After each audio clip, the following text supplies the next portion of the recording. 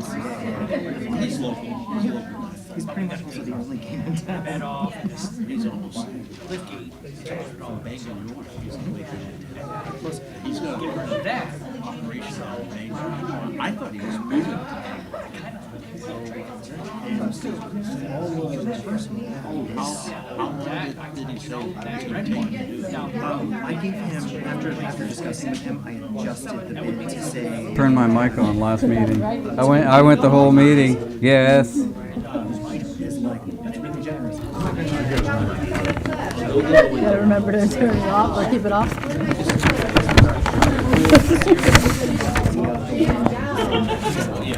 Hey, I'm still on time. I didn't know if I was gonna make it on time. I was like, shoot, I'm gonna be late. I'm not late. It's not morning. It's not morning. Good, not morning.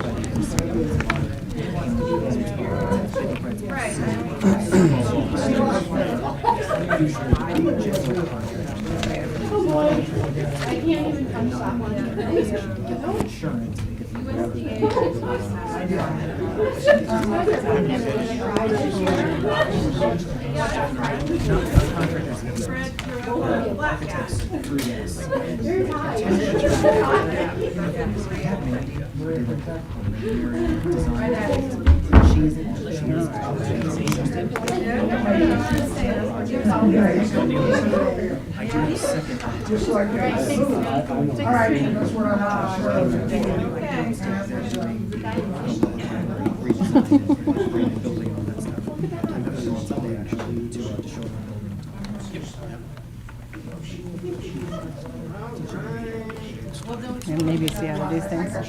Nope, probably not. I can see. Have their microphones on. All right.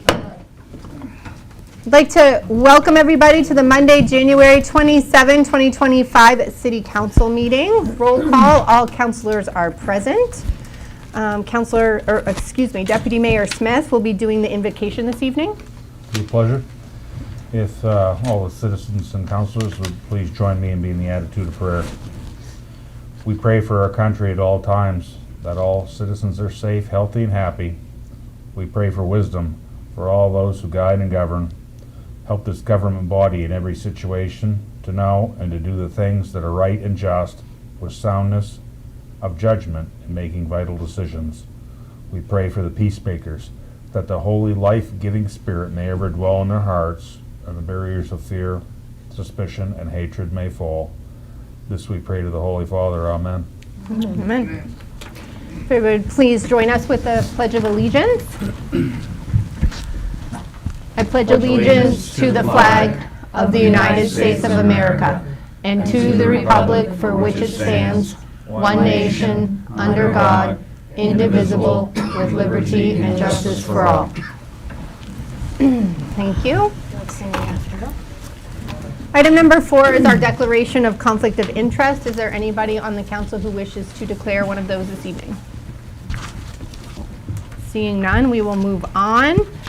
Item number 5 is public forum. Before we begin public forum tonight, I would just like to remind everybody again that public forum is a time for you to come up and you can make statements that you would like to make to the council. It is not a time for question and answer.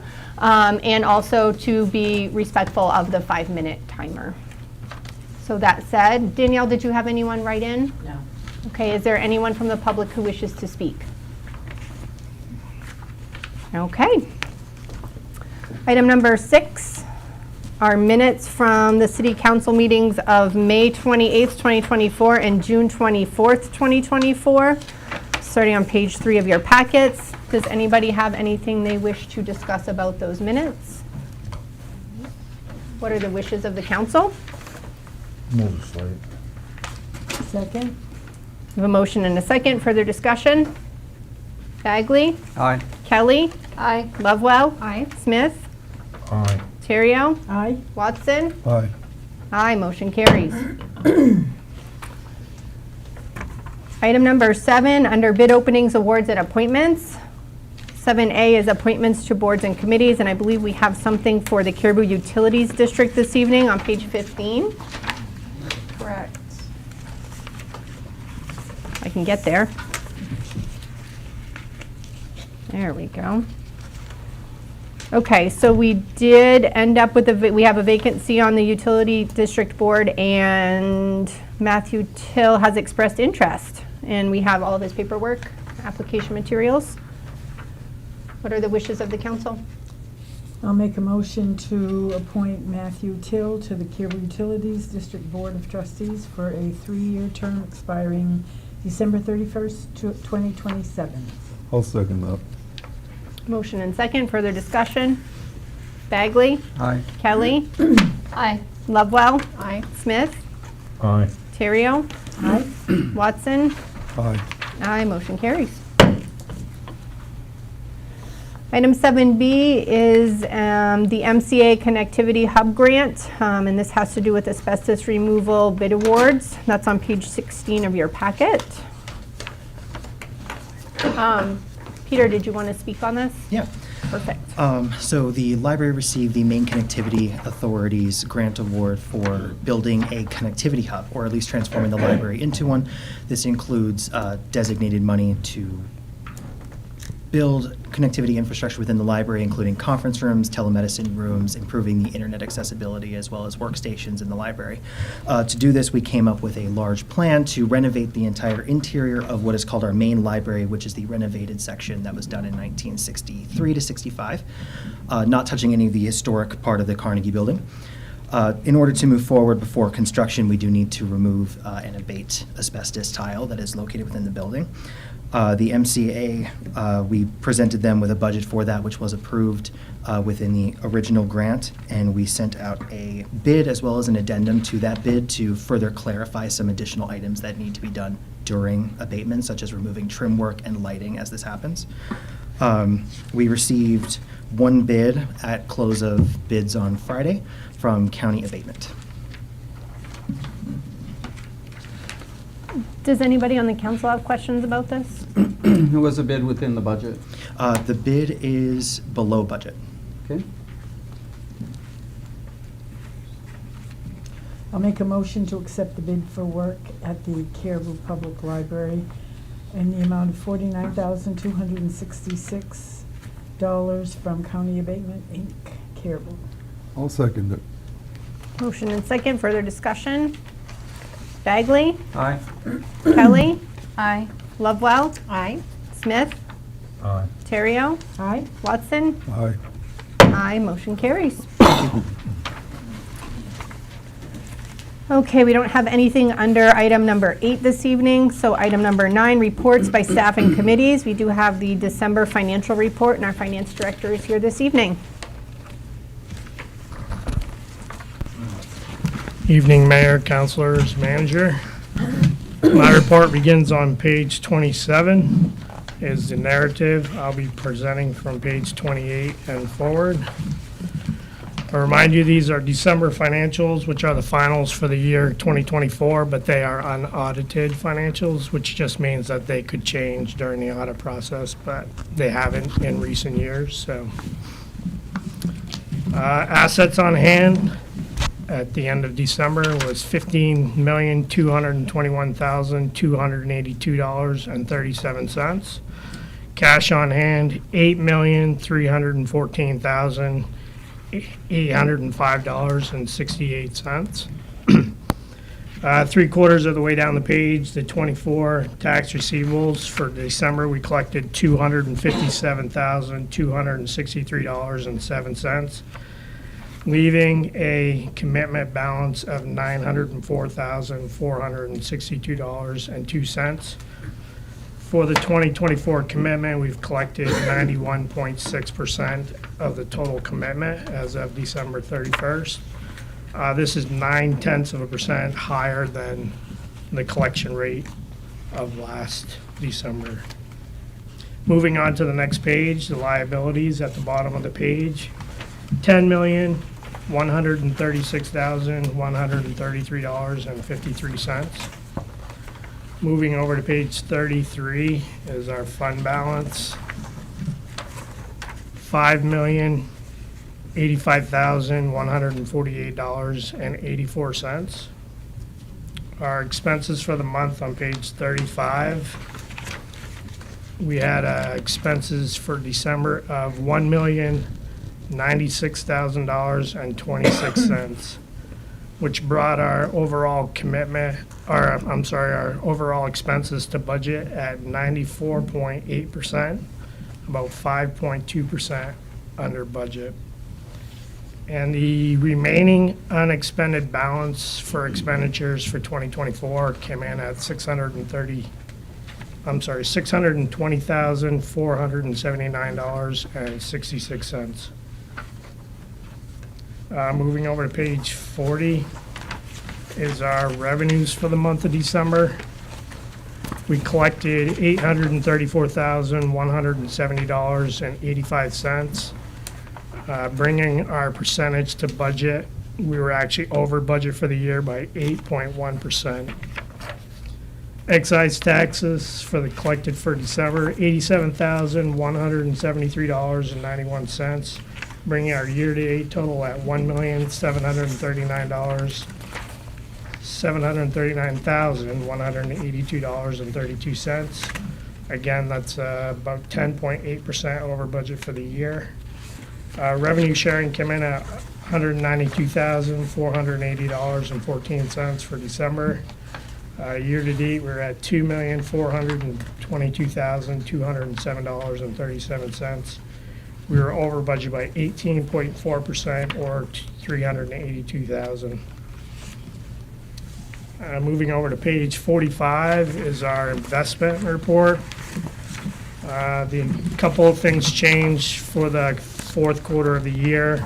We renewed Philip Turner Library Memorial for one more year at 4.2%, so the rates are still good for one-year CDs.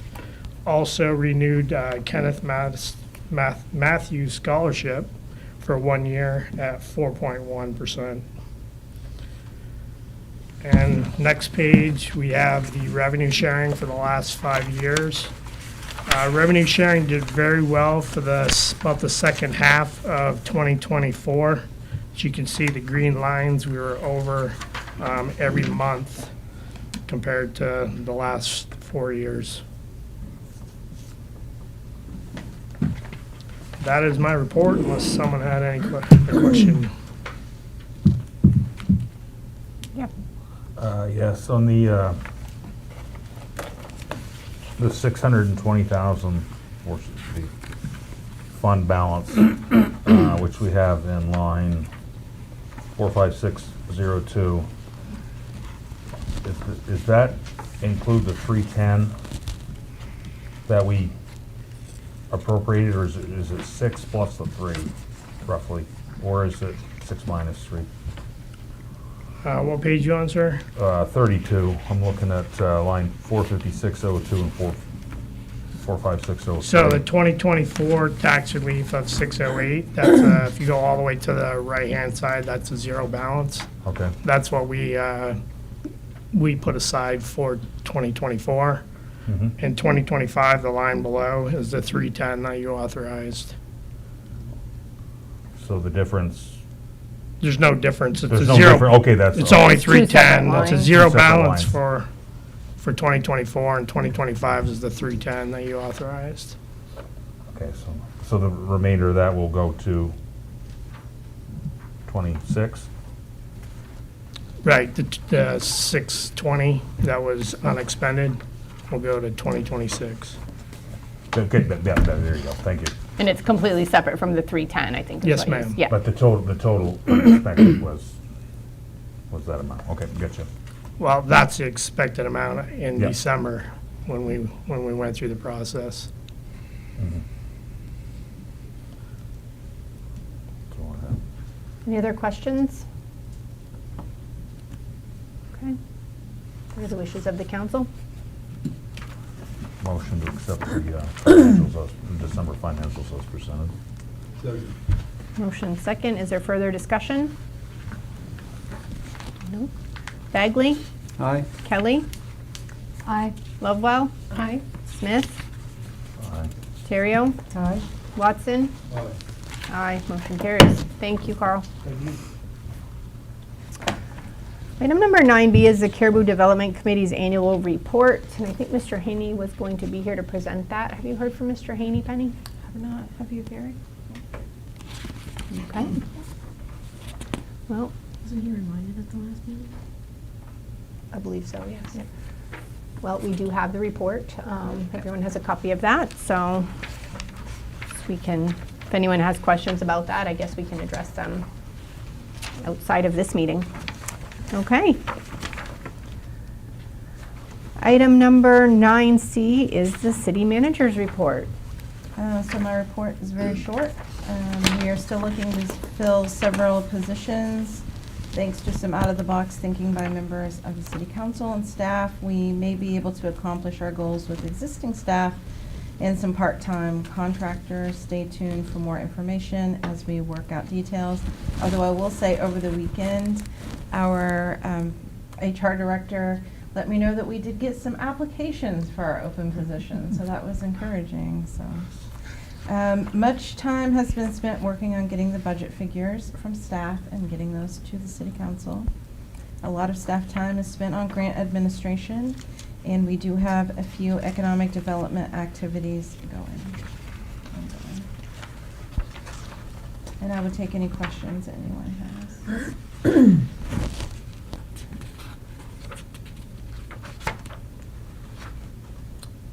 No questions? Okay.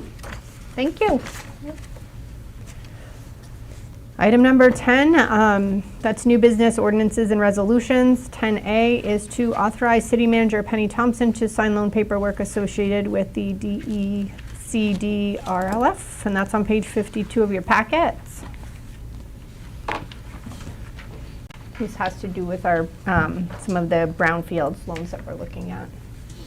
I don't know, Penny, if you wanted to speak on that, or if we wanted. Sure. So it's in the packet, but I had come to the city council several months ago to get your blessing to apply for a combination grant loan through the Brownfields Revolving Loan Fund program. So with this program, the money that you receive, half is a grant, you don't have to pay it back, and half is a loan. This is to remove a last remaining amount of PCB soils at Birdseye. So when, in 2017, the estimate was $33,000, in 2024, the estimate is $48,000. So again, the city would get a grant for half of what we spend, the other half would be a loan. We do still have some funds available in our reserve account for Birdseye that could be used to pay off this low interest loan. It's like 1.5% over 5 years, or everything is in here.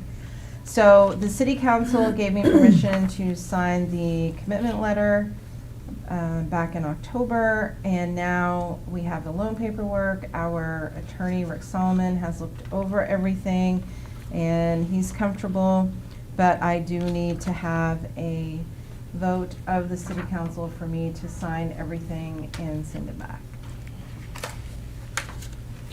Okay, what are the wishes of the council? I make a motion that, and I'm not going to go through the whole thing, that what she said, we do. Works for me. You know, obviously, regardless of what happens, we still have to be good stewards and take care of business. Second? Motion and a second. Any further discussion? Bagley? Aye. Kelly? Aye. Lovewell? Aye. Smith? Aye. Terrio? Aye. Watson? Aye. Aye, motion carries. You are duly authorized. Thank you. I will get that back to them tomorrow because they emailed me and asked me for it. Thanks, Penny. Item number 10B is a discussion on adopting a resolution to adopt a code of conduct for members of the city council. That's on page 77 of your packet. Well, there's been kind of a lot of back and forth on this. I don't know if everyone's had a chance to look it over with some of the revisions that have been made.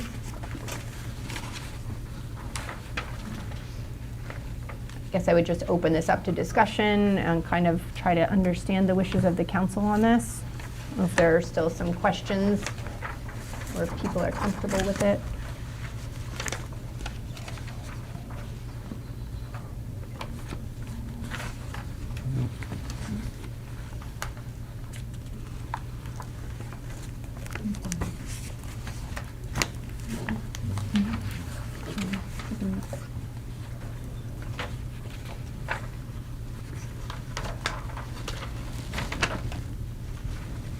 I mean, I guess my question would have to do with number 14, because again, we've talked a lot about, our city charter talks about us following Robert's rules, in how we conduct our meetings.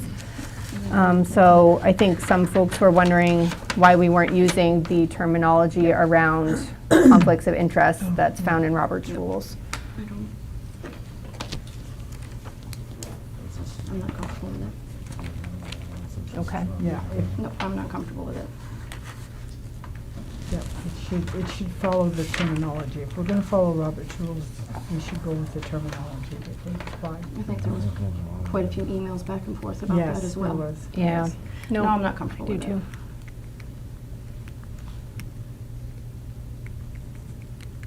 Other discussion on this? I guess my question is, for clarification, how do you want that to read? I think if you want to go with Robert's rules, it should just simply say, in regards to avoiding conflicts of interest, we will follow Robert's rules of order, section whatever, and just get out of it. Yeah, I think there's just a couple of paragraphs in there, Yeah. so you Yeah. could certainly do it that way. Robert's rules for 14 was sent out, word for Right. word what it was. So I think that just make a lot of, I mean, I don't want to see this code of conduct at the same time become like a Bible unto itself, and it has its own life, and then you got to Exactly. figure it. Yeah. But I think realistically, just referencing that section, if that's what you want to do, that's all we need to do. Exactly. You know? Yeah. I do, however, because I was in Penny's office when we were having a lovely conversation today, I would like to discuss the fact that Sunday should be an email-free day. I couldn't agree with you more. In a work-free day. Yes. I mean, understandable, we all have different jobs and things that we're doing to try to keep the place going and stuff, but I think, Sunday's my only day off. And so I will email on Sundays because that's the only day I get. But you don't have to read my email on Sunday. well, Yeah, and that's what I mean. Nobody has to open their emails on a day that they're not wanting to open an email, but I'm going to email at any time I'm available to email. I don't think that anybody needs to open an email when they're not wanting to open an email. That's just my personal opinion. I've advocated too for just scheduling them, because there's just a little button you have to click. You know, when you go to send an email, just schedule it to send out at 8 a.m. on Monday morning or something like that. And so you can still write it while the thoughts are fresh in your head, but then it doesn't end up in somebody's inbox until working hours. So that's another way that we But it's could not do the it. same as a phone call. It's not like going to ring somebody. An email sits quietly, Not waiting for somebody to necessarily. check. I think some of us, it's hard when we Maybe see somebody it. needs to put It's it hard not on to. silent if they have some kind of indicator that they're receiving an email. But, yeah, I mean, I think that obviously we all have different, like you said, positions and, duties and whatever. And my schedule is quite complicated, so I'm gonna be the first to say that that's not gonna work for me.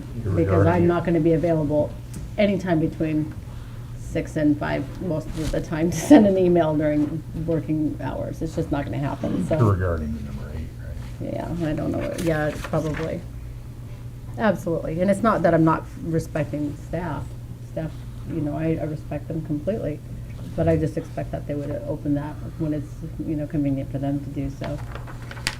Just like they know that I'm not gonna necessarily, you guys know that I'm not gonna read your email sometimes for a little bit, so that's just how it goes, but, yeah. well, then I think, if that's the case, I mean, I can understand that. From my perspective, I deal a lot with veterans in crisis and stuff, so my phone is always on. And I have different tones for different things, but email's an email. So anybody who sends me stuff, I have to at least look at it to figure out how I'm going to deal with that situation. And some of the email traffic here, although educational entertaining, and sometimes enlightening, and boy, is that politically correct, is a lot. And then to have like things coming from, national, state, district, local, for the veterans is like, wow. And then like certain crisis things are being handled and stuff. So, it would just, I can't turn that off. I'm the only person who can respond to that in Aroostook County, so I don't have that option. So yeah, I look for things to like lighten my load. But if it comes in as an email, I can't assign council a different tone than my veteran stuff. So, it'd just be nice to, I guess, if we can't do that, and I agree with you, that's the only day you have, I would just ask that y'all be kind of considerate. I think that would probably be the best way to handle it then. And my council email is completely separate from any other email, so it comes out completely in one folder. Maybe that's something you would look at. No, mine does. Okay. Just the tones when it kicks. Yeah. Well, I know myself, I think what I will plan to do moving forward is if it's a weekend or after business hours, I'll just schedule my emails to go out the next business day. So it doesn't need to be in there? No, I think we pretty much adultly handle That the we can situation. handle this ourselves. Yeah, we're good. It's courtesy. Somebody says something, you're like, well, if it's on your mind, you say, well, maybe you shouldn't have, but Yeah. just some common courtesy there to say, hey. No, I think it's pretty much settled. I mean, it's Yes. handled I would not extremely well. expect a response during, I guess so. that would be more appropriate, is not expecting that we would receive a weekend or evening response from any staff member, because they're not obligated to be giving us their time during those off hours. And maybe that's more appropriate, but, That's we work number when we 8, work. so I but- That's kind of what number 8 says, I think because that's the more discussion started appropriate, yeah. by saying, don't send any emails off hours. And what we Yep. tried to do is get to the core of the issue, and that is tasking the staff during their time off. Correct. That's really the issue, That is right? the issue. Yeah, it's The exactly issue the is issue. asking them That's to what do the things. words say here, I think. But I totally appreciate. That is what I And I read join it to say, too. everybody, and I don't want to task Yeah, the staff during off absolutely. hours. But I'm like you, I have a schedule that's crazy, and I can do Yeah. my council work when I can do my council work, Right. so, and I like the idea of scheduling. I didn't even know that Yeah. that existed. I can show anybody who wants to see It's how to do very it, I can easy, show I you, didn't know yeah. that existed And either. I didn't even Yep. know existed, so I'm certainly willing to do Yeah, that. it's pretty But I neat. think the core is not to inundate the staff with taskings on the weekends and after hours and stuff. I agree with that. Don't expect a response. That's correct. And I agree with that 100%. Yeah. And that respects the city staff's time. Yes. Do we want to wait and change the wording on number 14, or do we want to make a correction to it now in the minutes and then have the wording changed? Well, I think we need I to will look go at. by- Oh, I'm sorry. No, go ahead. I think we need to look at it further because Yeah. statute and mainstay common law expands the definitions of conflict of interest, and it provides a lot more information beyond Robert's rules. Robert's rules gives kind of a basis, but we also have to comply with statute and common law. And somebody has suggested earlier that we, run it by the attorney, our city attorney, to look at it. I didn't think that was necessary at the time, but maybe I'm thinking that would be a good idea. We have Yeah. before, but we can again. Yep. No, I think, let's do that. If there's And concern there, I think it's important that we all understand what we're signing up to here. and I'm so. comfortable with postponing us voting on this until we have something that we like. So if everybody's comfortable with that, then Yep. Yeah, maybe he That's can fine even with me. merge the two together to make it flow better. I'm good. yeah, no, we can definitely continue to look at that one. And How is that written on the agenda? We don't have to do anything, do we? I Discussion. make a motion to table it. I'll second that. Okay, so a motion and a second. Further discussion? Bagley? Aye. Kelly? Aye. Lovewell? Aye. Smith? Aye. Terrio? Aye. Watson? Aye. Aye. Motion carries. Okay. Quick question on, so who Yes. how are we gonna move forward? We're just gonna go with our legal to? Yeah, to so I work think with we that? can Okay. just reach out to our Our legal. city attorney and just get a kind of a second opinion on that and have something for the next meeting that hopefully we can vote on. Okay, item number 10C is, ooh, fun. The presentation of the departmental budgets. So that starts on page 82 of your packets.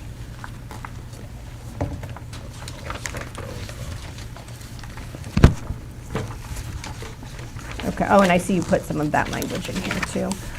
So tonight, we're going to be looking at Public Works, which is Department 40, Nylander Museum, Department 12, Caribou Public Library, Department 25, Caribou Fire and Ambulance, Department 31, Caribou Housing Authority, Department 24, Family Self-Sufficiency, Department 96, Recreation, Department 50, Parks, Department 51, and Snowmobile Trails, Department 52. And first up is Mr. Willett with Department 40 for Public Works. Are we just going to do the expense at this point, or are we going to do revenues and? I would say do everything, say what you gotta say. Yep, absolutely. All the Use all your words, Wow, Dave. can you believe this much fun and it's already a year, huh? They just Starting, pass so just fast. starting. So like in the past, I'm not going to highlight on everything out of our expense. I'll try to touch on the items that's changed the largest amounts. And by all means, if you have any questions, just stop me and ask.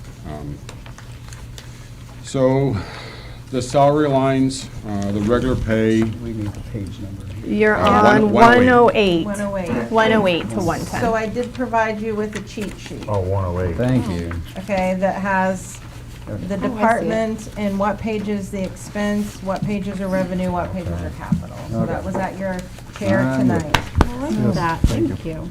Oh, yes. Good. so the O2, the overtime line, Carl, Mr. Grant, and I have had discussions about this back and forth. Last year, we had started off at 142,000. You can see where we reduced it down. I don't know if that was March that we done that. We made some reductions because of the lack of some of the winter time. I believe we ended up somewhere around 80,000, if I remember. Oh, he's gone. We ended up quite a bit less than that. Just so for this year, when it was time for me to do the budget, and when you're doing your budget in November and December, you really have no feel of what's going to happen. So I budgeted as though we normally would, which is about 240 hours, 250 hours of overtime. I have seen this go up as high as 400 hours before. So I just wanted to make you aware of that, just so that we can always look at that in the March sometime to see if there was any reductions, which I'd be more than glad to deduct from. Going down the line, down to the electricity, it's about 3/4 of the way down the page.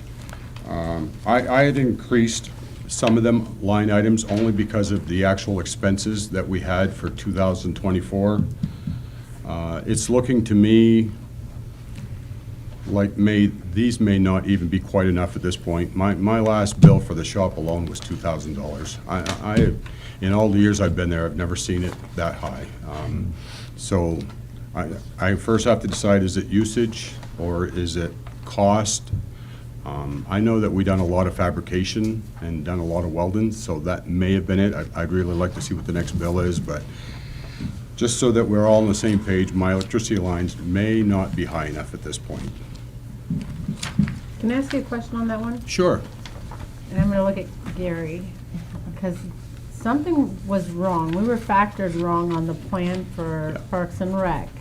Have we looked at your plan with Versant to make sure that we're right? You know what I'm talking I about, do Penny? know what you're talking about. Yeah, and I'm not sure what it's called, but I'm aware of it because Gary and I's had conversations. Gary, yeah, it was costing Gary more than it was for my entire shop, so. Right, and so I'm just wondering if maybe we've looked at it, just make sure that they've got you classified correctly as well? Yeah, we'll take a look. Maybe Gary can give me a hand All right, tomorrow, cool. but. Just in case, I- just in I- case. I don't, unless they changed something since the first year. This is the first bill that I see that high. So for example, like my salt dome, I mean, when you put the salt away or the sand in the springtime, you need the light because you're climbing up the hill and you don't want to run over. So I've seen times in the late fall where the bill's a little more expensive. But in the wintertime, we don't turn the lights on, we don't turn the exhaust fans on, nothing, and we're running $100, $125 a month for something that's hardly even used. So it did surprise me. I've been noticing an uphill tick. It hasn't been serious, but to give you an idea, the shop for the month before was $1,300, and this month we went to $2,000. So, something seems a little bit different, so. So the next page, 109, the building maintenance, we normally carry $5,000 a year for stuff that happens within the building.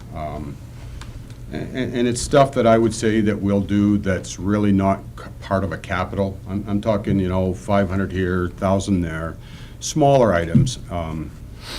And with the increase in the cost of everything that we do, I'm finding that the 5,000 just wasn't enough. So I increased it to 6,000, or I requested for 6,000.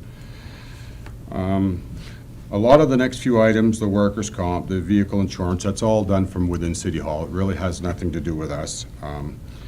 The big one for me is the 051, the 05 and 08 account. You can see that it's 16, 17% up on one. We went over by a large amount for 2024. And although I did not request the extra that we went over, I did increase a little more than what we normally have because we are finding that parts are a little bit more. And when you're talking a $100 starter versus $120, it doesn't seem much, but when you multiply that by the thousands of dollars, it gets huge. In 2024, we actually had three full-time mechanics. The year before, we were pretty much down to one for the last 4 to 5 months, and the other 2 were gone. So a lot of work didn't get done that should have. And I think that's part of the reason we went over so high this year. But I think it's coming. It'll be back pretty close. I'm just looking for that little bit of an increase. Question for you. Sure. And I just want a generalized term. Yep. Please don't try to give me a whole bunch of specifics. Okay, very good. That's what I'm prepared for. Awesome. What's the age of the fleet? So I could tell you that it's ranging from new to 25 years old. Okay, so realistically, if we were throwing numbers around, just without getting in depth, Yeah. would you say 50% of the fleet's over 10 to 15, 10% over 15? You know where I'm going with that? Yeah, I do. So I would like to tell you that we are pretty close to 50-50. Okay. So my plow trucks, so we talk about front line and then Yes. secondary line. The front line trucks are, I think the oldest one that we're actually plowing with is probably a 2006. Okay. We do still have 2 in the fleet that we received through the DRMO program that Yes. got converted road tractors into Yep. plow trucks. We'll be looking to replace them, but them are like 2002. But they Right. were refurbished when we got them, so they're 10, 12 years old. Okay. 2 loaders, a 15 and a 2020, I think it is. The backhoes are a little bit on the old side. Matter of fact, in the capital project, we'll talk about maybe replacing one of them. Okay.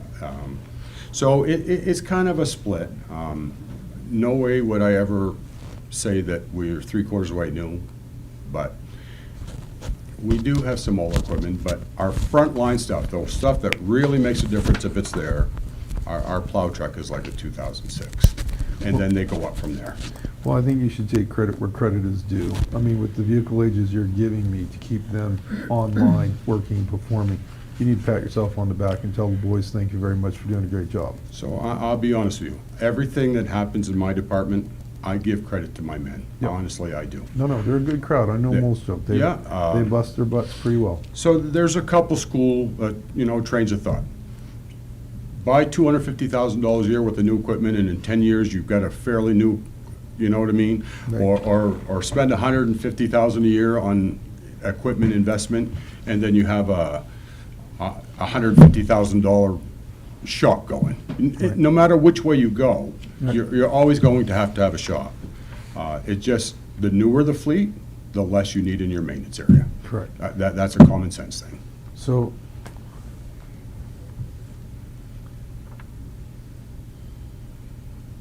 I have a two-part question. First question, part of that question is that, do we do any helping hand agreements with the state? No. Okay. No. You talking as far as like plowing or maintenance? No. There has never been in the 28 years that I've been there, 27 years. Okay. We would, and we have helped neighbors in the past. We've Right. shared equipment, but never through the state line, only in the municipal side. Okay. All right. And the other thing is that military background, I'm very familiar with the RMO. Sure. It's a great survival tool. Yeah. But have you or your folks sat down and looked at possibly the GSA route? So we have looked at, or I have looked at that. Mhm. I'm completely familiar with the program. Right. And basically what that is a real large discount, you know what I mean, where you're Yes. buying. Mhm. We get our stuff, if it's not GSA, we get it through the state of Maine, Augusta, down in Okay. Augusta, but, Mhm. and that's kind of the same thing. Right. When you get into that older stuff, Mhm. especially if it's been beyond the government and something else, you Yes. really need to put a hands on because you really don't know what you're No, getting. no, absolutely, absolutely. We've had great success. Remember that the equipment was not gotten for the Public Works Department, it's all the police departments, and they loan it to us to help do some work for them. Right. No, I I'm just familiar want to with make the- sure we're all on the same page with Yeah, that. I'm familiar with the wording and how it gets done. Okay, and at any time, if anyone would like to see the amount of stuff, I would be proud to show it off. There's not been a lot of purchasing in the last 3-4 years. Mhm. It seems like it's gone downhill a little bit. But we did get an older John Deere backhoe with 3,000 hours on it, Okay. which for us, that's it's fairly. almost- it's Yeah, it's almost under pretty good, you know Yeah. what I mean? You know, we had to buy a $3,500, we call it a twister S, a Wainwright, so when they're ditching, every time they go 4 feet, they can twist the bucket to Right. conform. We changed the tires in it. The tires were just bias tires, something you'd use in a gravel pit somewhere. It doesn't work real good for what we're doing with it, so we bought some tires, and I don't think we have $10,000 in the whole unit. Awesome. And tonight, we'll talk about a new unit for $175,000. So, yeah, All right, thank you. okay. The next item was the gas, oil and filters. I don't know why it's called that. It's really only gas. There's no oil and filters in there. It's a small amount, and we brought it down. So we made a budget adjustment last year. We brought it down from 12,000 to 9,500, and after looking at our year end, I feel comfortable in saying $9,000. We should be fine this year. The big one is the diesel. So it was originally like 135, 138,000. We dropped it down to 128 when we made budget adjustments last year because of some of the lack of winter. This year here, I think we could do even less again. We've already started the pattern where we are not out as much. No big storms. We've been out many times for an inch. Right.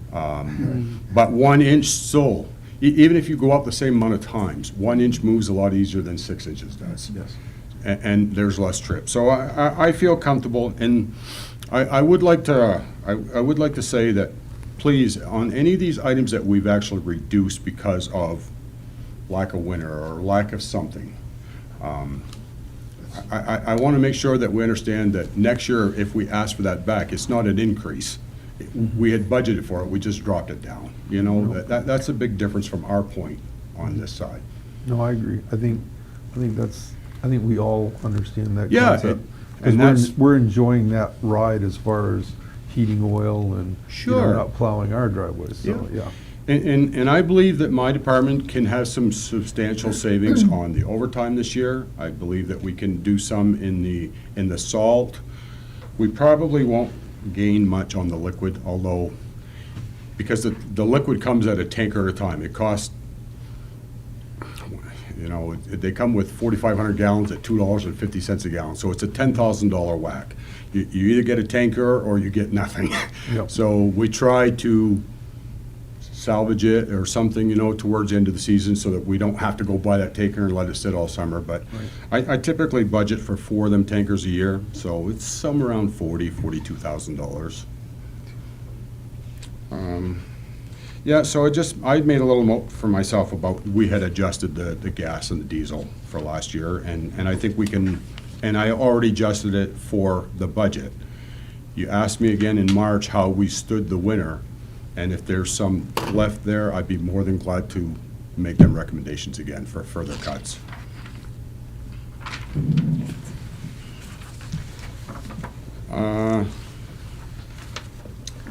So here's a good example right here when we talk about salt. Originally last year, we had budgeted $190,000. Before commitment, and I don't know if it was in March or if it was in the 1st of March or the end of March, but we made an adjustment down to $149,000. We made a $50,000 adjustment.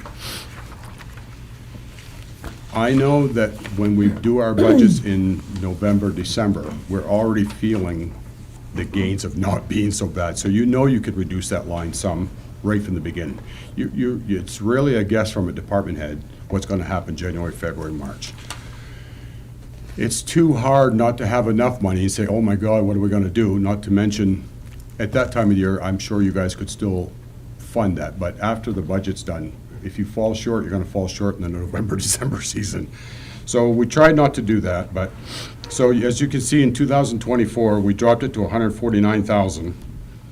Me being cautious, because when we do our budgets, we still don't really know what the winter's going to bring for us. So I budgeted us at 171. But I want you to know that that is not a grain of salt any more than any other year that we've done. I use 1,800 tons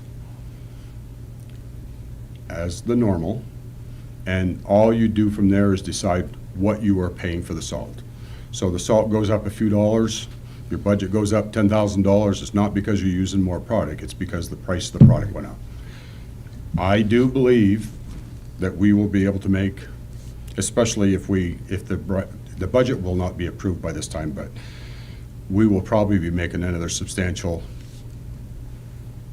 deduction out of that. It's just too early.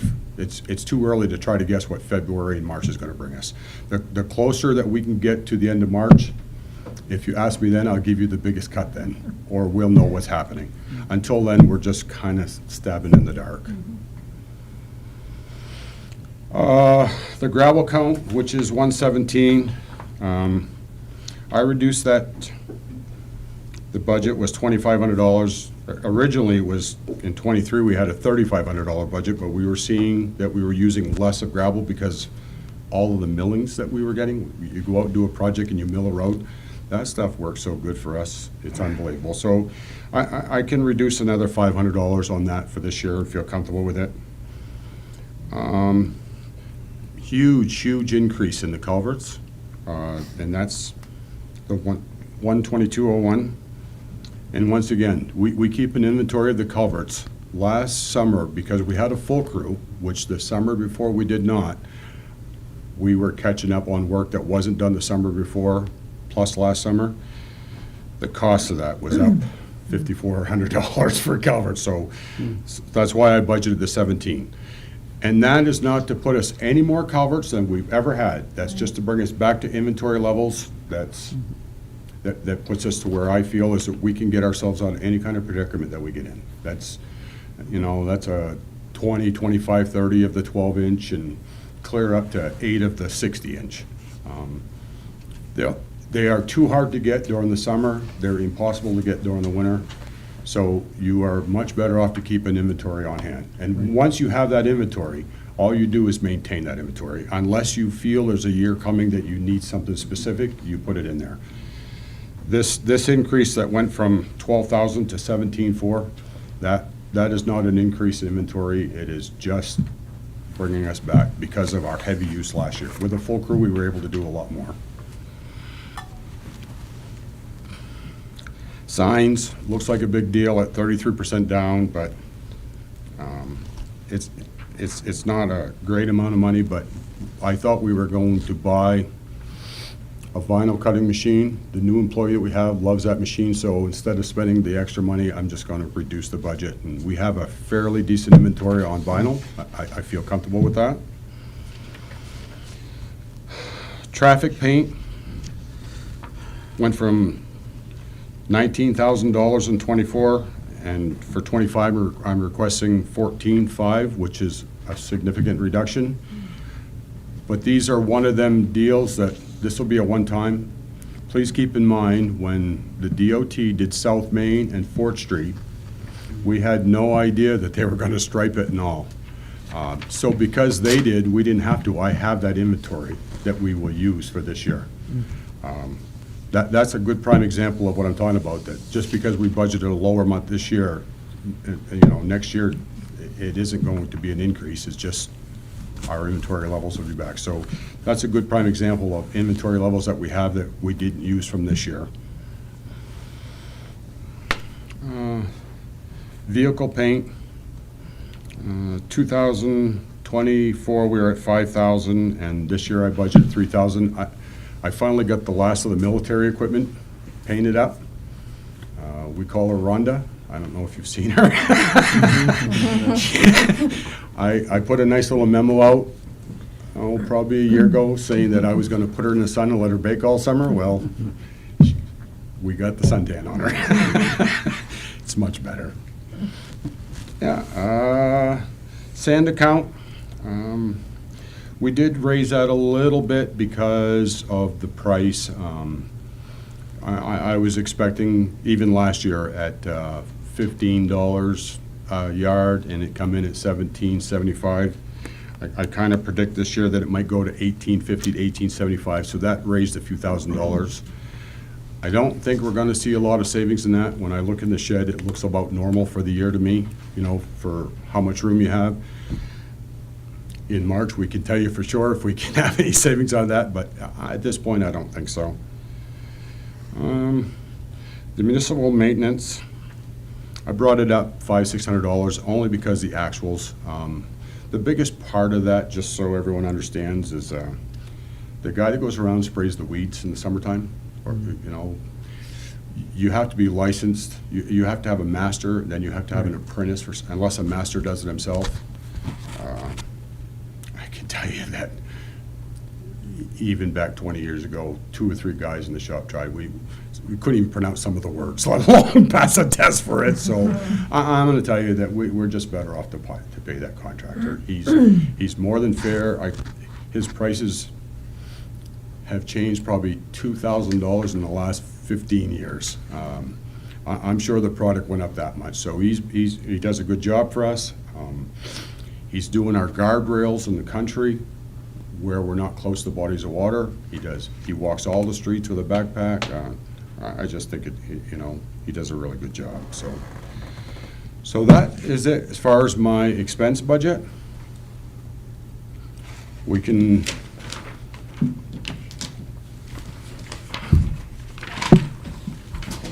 if it stays in the floor, I won't have to pick it up again, right?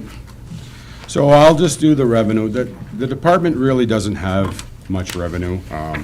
We do have the DOT funds, which is a percentage of what the DOT gets from Janet Mills or for what the budget is. So it's a percentage spent. And then we do have the Connor contract, which this year would be $73,942. I really don't know of any other income that we have that could make any kind of difference whatsoever. I mean, we install a few culverts, make a couple $100 here and there, but it's not a lot of money. Them are the 2 big ones for the department, and it's been that way ever since I can remember. Any questions on the revenue? No? On the Connor contract, how long is that contract, and are there other terms lay out the contract price each year? Yes. Is that where you got that? Yeah, so I don't approve the contract. The contract comes within the council goes through it. And it seems to me like it's about a 3.5% per year. So when I first started doing this, we were down around $38,000 to $40,000. I mean, it's just about doubled. And I look at it from time to time, just to see if it is covering our expense. That was going to be my next question. It's part of it, you know? And where it gets really hard to figure the actual cost, because you'd like to say, well, you wouldn't need that man if you didn't do that Connor. But the problem is that truck that does that section, half of it's Connor, the other half is ours. Right. So you really have to factor that in there, plus that driver that's doing Connor, everything that he plowed. Every truck driver has a 2-hour in the country and a 2-hour in town. So of the 2 hours in the country, he might be an hour to an hour and 15 minutes doing the Connor.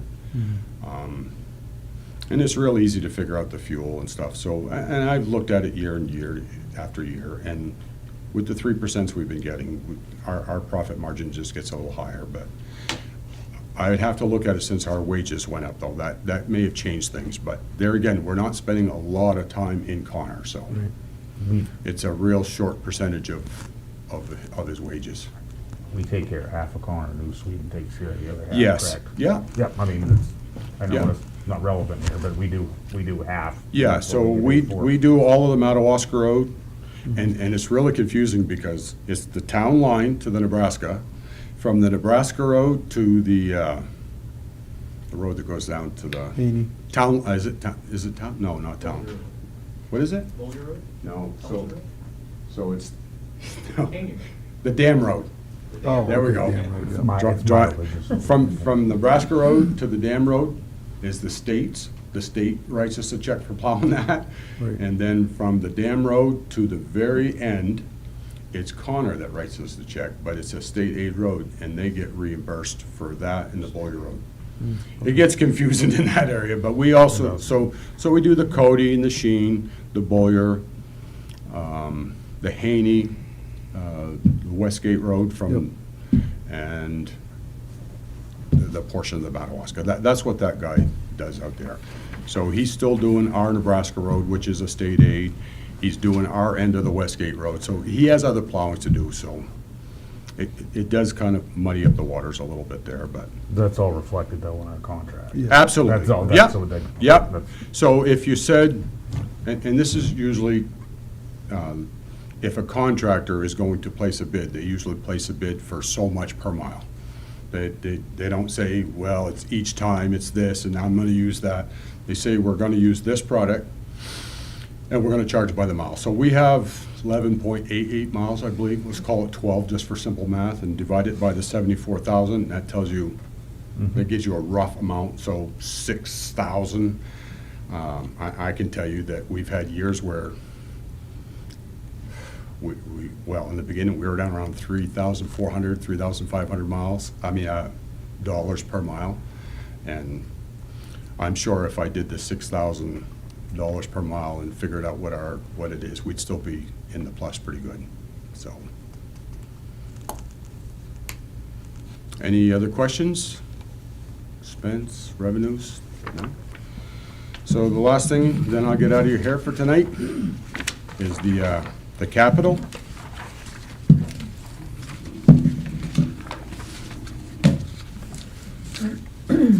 So I think your papers have a little bit different numbers in mind for the start balances, and if you'd like, I'll give you them because I pulled them up yesterday. So the public works reserves should be $3,189. That's what we had as of today. Instead of 19? Yes. Just to make sure I'm right in the right Yes. place, okay? Yep. Can you say that one more time? Yeah. $3,189. The next one down, which is the Public Works Streets Reserve, that one is $357,041. This next one may be correct, I can't remember, but the curbing, which is basically sidewalks, that one's at $45,178. That's right. Was it right? Yes. Okay. And then the last one down, the parking lots, that one is actually $4,309. And I think it's important that we understand where we're at, because it makes it easier to determine how much we're willing to fund. So I'll start right at the beginning.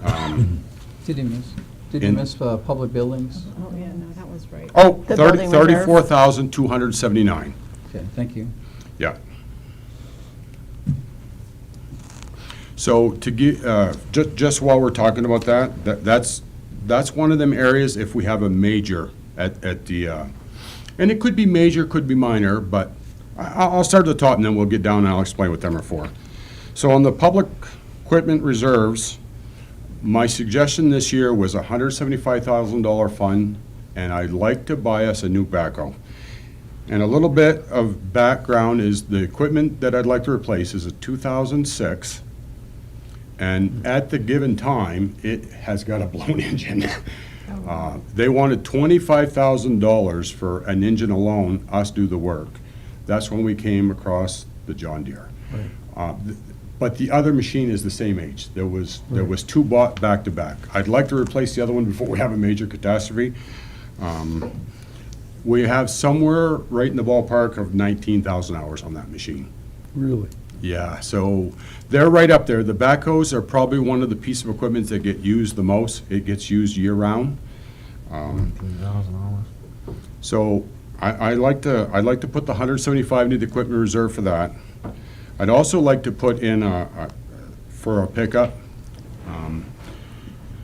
We've always funded $7,500 each year and thinking that when we get out 3 or 4 years, we'd buy something, and there's always something that comes and happens.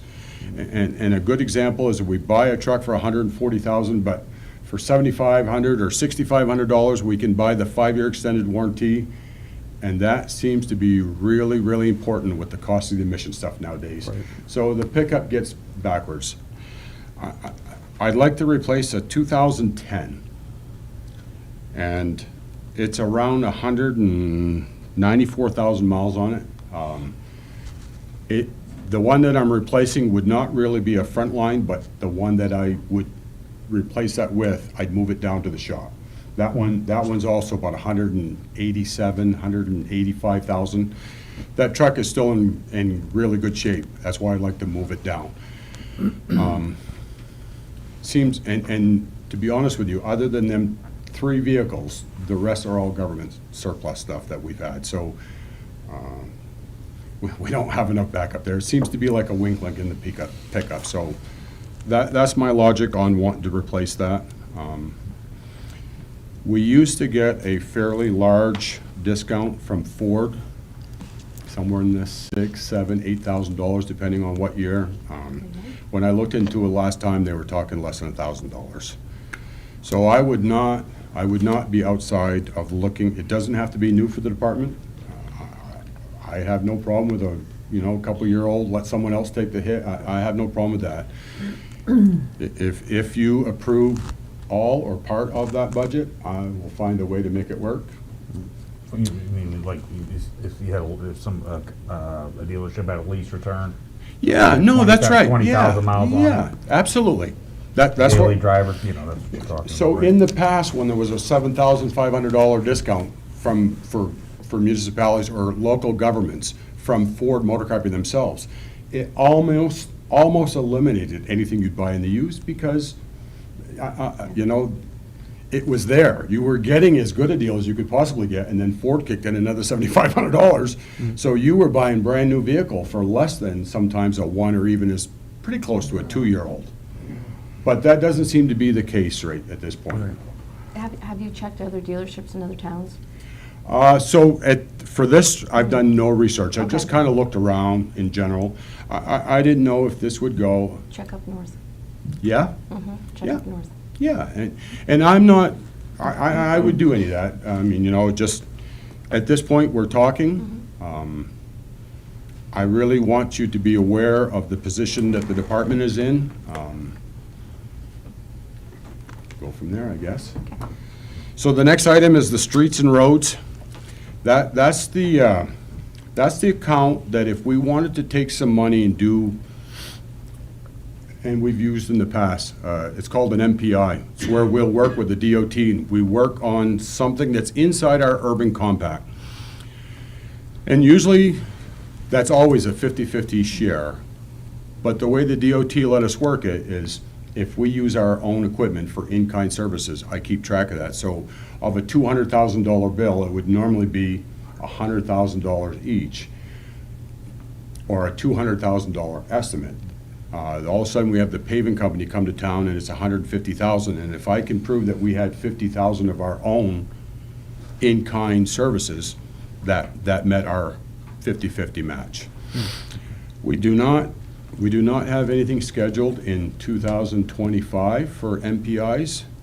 We did in '24. We actually had 2 that we did. Actually, one of them was supposed to be for '24, one was '25, but they were willing to do it in '24, so we just did them both. I do have some good news. Sweden Street, all the way past the urban compact zone, all the way right into Prospect, all of Prospect, all of High Street, all the way down to the bypass, is all being done by the DOT this year. And it's not on a 50-50 share, it's 100% on their dime. Really? Yeah, good news, good news, we didn't have to share. And although we have $357,000 in our reserve accounts, I would like to ask, and we normally put 175, 180, that seems to be about the norm. Because I was being a little bit hoggish on the equipment, I reduced it by 20,000, and I said, if we do 165 this year, we'll do good. I do have, I don't know if we want to get into it tonight, but I do have some plans for a little bit of that money that that would be put into the streets account. And just very quickly, I'll say that 7, 8 years ago, 9 years ago, the city council and myself, upon my recommendation, we quit the chip sealing process in the country. We went to a paving. So the paving, we expect to last 12, 14 years, where the chip seal was going 7. We had a very good system that every 7 years, on the 7th, or actually on the 8th year, we were going back to street number 1. So there never was a chip sealed road that went any more than 7 years old. When we went to the paving program, we did not fund it more. We funded the same amount, which is still okay, and I still don't have a problem with that even today, but what happens is if you are doing less roads, it takes you longer to get there. So now the roads that are on the tail end are now becoming 9, 10 years old on a chip seal road. And they were never intended for that. And the program that we had going would have never done that neither. But because we are putting paving and doing less each year, it takes longer to get to the other end. So if we do fund, if everything works right, and we do fund the 165 that I'm asking, I'd like to take that money and maybe a little bit of that other account and do some additional to the country to try to get them roads catched up. And I know some will say, whatever you spend in town, make sure you spend in the country, but the country people have been living with chip seal road for years. Yeah. I'm trying to get that program done and over with. Can you, just for mental reference, can you give me a road name to go with your example? For chip seal? Yes. Okay, so let's talk about the Madawaska Road. Nope, no, we're all done. Know exactly what you're talking about? Yeah. We're all set, thank you. So the other one is the Thompson Road. I mean, they're right there. I done a rough estimate this morning in prep for us all here tonight. If we start on one end of the Madawaska Road and we do to the end, that would be about $225,000 if my estimate is correct on what we buy our product for. It's easy to figure the tonnage, you know what I mean?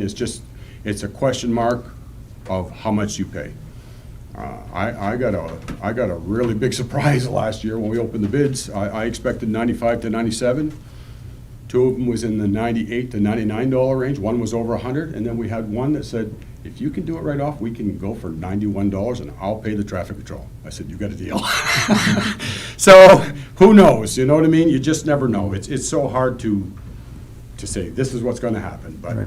but if we can, so just for communications,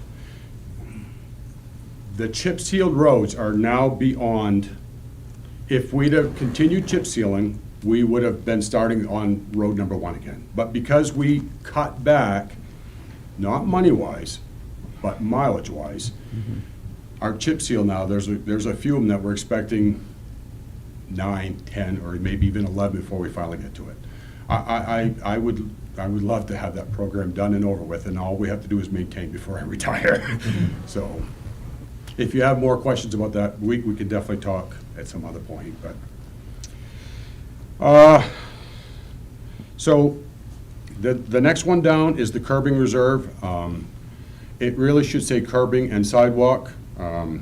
We put a good amount in there last year. I'm asking for 5,000. I'd like to fund 5,000 a year. That is money that will be used for if a DOT is coming in to do a project, or if we are doing an MPI with that project, we can rebuild a new sidewalk, make it compliant to what it needs to be. It is next to impossible to rebuild a sidewalk if you don't put a new road. There's nothing to hold the curbing in place. So, not much. I mean, it's a $5,000. We made a big investment last year into the reserve. We've got money to work with. I would like to continue the program at least $5,000 a year. So the building reserves, we're sitting at 34,000.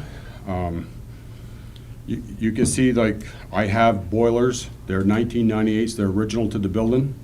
And I know you're never going to buy new boilers at $5,000, but it isn't to buy it then.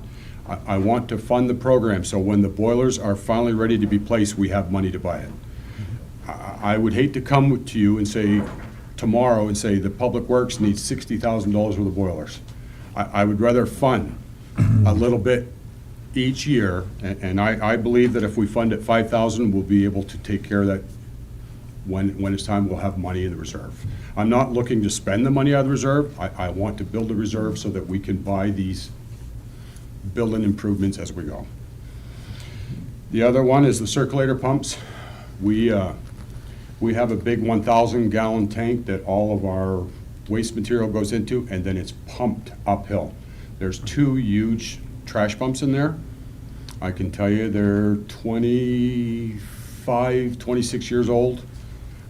I can only think we're coming to the end of the useful life of them. I just would like, there again, I'd like to put $4,500 a year. I mean, and if you look across my different years, you can see that, you know, I funded a little bit different, just as money. 5,000 today is not 5,000 of 5 years from now. The other thing is, so I want to put $4,000 this year or every year into the reserve account. And that could be for a door. An overhead door, the last one I bought was $16,000. There again, if the wind comes and it crushes in a door because it's weak from moisture or whatever, I don't want to come to you and say, geez, we have a $16,000 problem, what are we going to do? If we fund the program, we'll have money within the building reserve to do that stuff.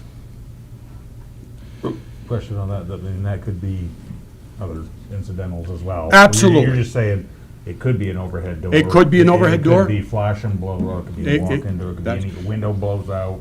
This was the account that we paid for a $100,000 roof job on our sand dome. We had 80% of it. We went in the hole, but I don't think anyone ever expected that to cost that much money.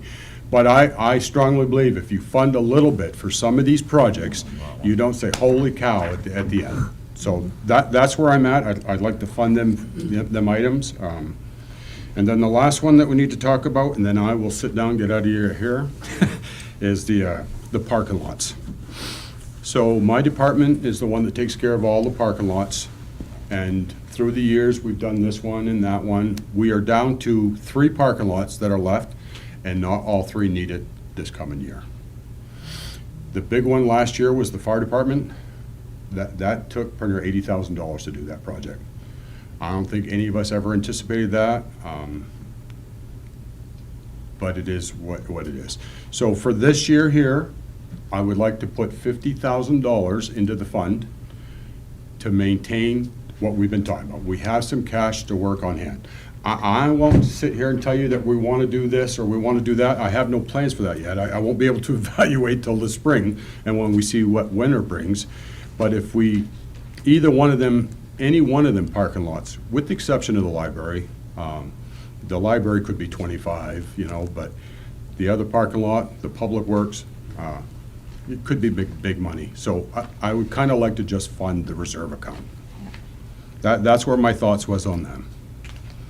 Any questions on the capital from anybody that I can answer? Okay. Thank you. Everyone asleep yet?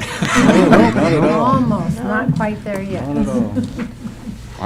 If you come up with any more questions, I'll field any questions that you may have. Thank you. Thank you. Thanks, Dave. All right, up next is Mr. Baldwin. So we're going to do back-to-back, first Nylander and then the public library? Yep. All right, perfect. So we're on page 89 of your packet.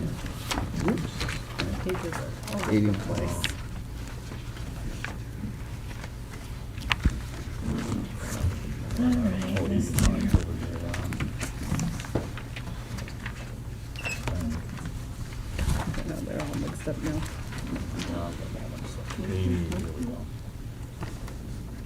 Again, You- you have a little cheat sheet You can go ahead and get right at your chair that has what the, I'm just all mixed Expense up revenue. now. My pages are all over Right here. Penny. She's No, it's shuffling not your own sheets. well, and there were it was so Here, you can, here, I'll share Another one mine who's with you. shuffling How's your that? own Oh, I have sheets. that. staff was all Great. really Yeah. of the papers. There's a reason why they were stapled. So for Department 12 for the Nyland Museum, most of my recommended changes were nil. We've been sort of watching what is going on with the museum in terms of program development and attendance. And while we've been seeing that definitely increase when it comes to winter, bringing in teachers and field trips, and the summertime when we do a lot of bigger programs, I don't recommend any necessary changes at this time from lines that I adjust myself, including office supplies, janitorial services, community projects. The Finance Department has recommended several changes for communications for internet with an increase in price there. I am working towards getting us on the E-rate program for the state of Maine, which I have at the library, and it offers just discounted internet usually for educational institutions, but they prioritize schools and libraries, and I'm trying to see if they'll make a kind of exception for the museum because of its unique circumstance being under the umbrella of the library itself. That would reduce that line to essentially nothing if I can make that happen. Finance has also recommended changes for heating fuel with a decrease of $800 and an increase of $950 for electricity. Most of these numbers we were sort of working on what the museum was operating on when it was completely closed. And we weren't sure what to project for how many days a week are we open, how many lights is that, what's the kilowatt per hour usage of the museum, and we are finally starting to see what that looks like. That's, I guess, mostly it for the library outside of property insurance and Social Security adjustments.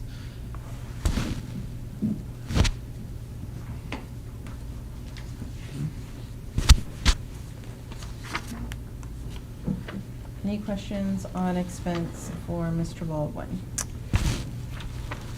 So just on the electricity, that was just a recommendation from finance because you were closed before and now, okay. And So so now the- they're anticipating it to go up a little bit? It did go up, we were using more lights, we were using more things. The propane heaters are on more often and they also take electricity. And therefore, we just require a little bit more for electricity. The original 1,200 to 1,250 was what we were using back when the museum was fully closed and we had a staff member in there for, 5 hours a week, and that was the only time that the lights were on. Yeah, that makes sense. Thank you. When will you know more about the internet thing? Network Maine's E-rate program is essentially a zero-cost service that is federally funded that we have at the library, which offers 100 megabit upload and download speeds matching. We're looking at upgrading that for the library itself as we talk about our connectivity renovation, but they offer it for educational services in the state of Maine for different buildings to have affordable internet for educational centers. Museums are widely considered educational centers. This one falls under the umbrella of a library. Libraries are, obviously very important for internet connectivity in their own communities. So we are working and talking with them about, getting the museum attached to that plan or attaching it under the library, and how would that work and what does that look like? Do you know what the time frame is for that? Nope. No, okay. No, but we're projecting about a month to 2 months, depending on how quickly we get through the discussions and sign the forms that they have us sign annually. Thank you. Of course.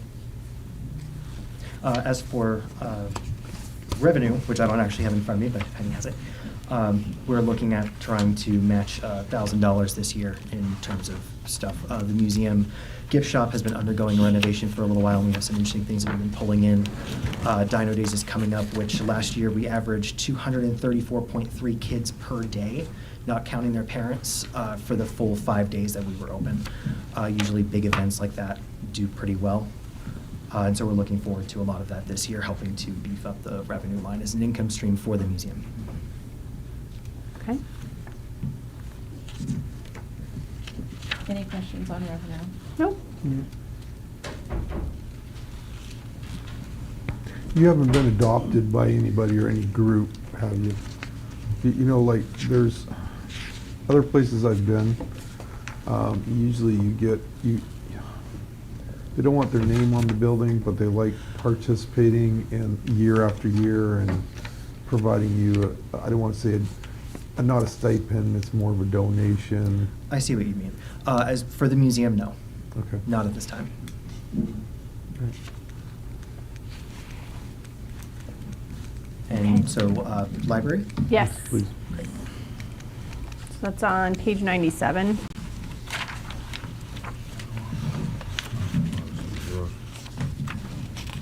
This one? Yeah, we'll see. So for Department 25 for the library, there are a few changes again that are recommended by the Finance Department. These include health insurance and Social Security, workers' compensation, those sorts of line that Finance has all the numbers for and divvies out and separates by department.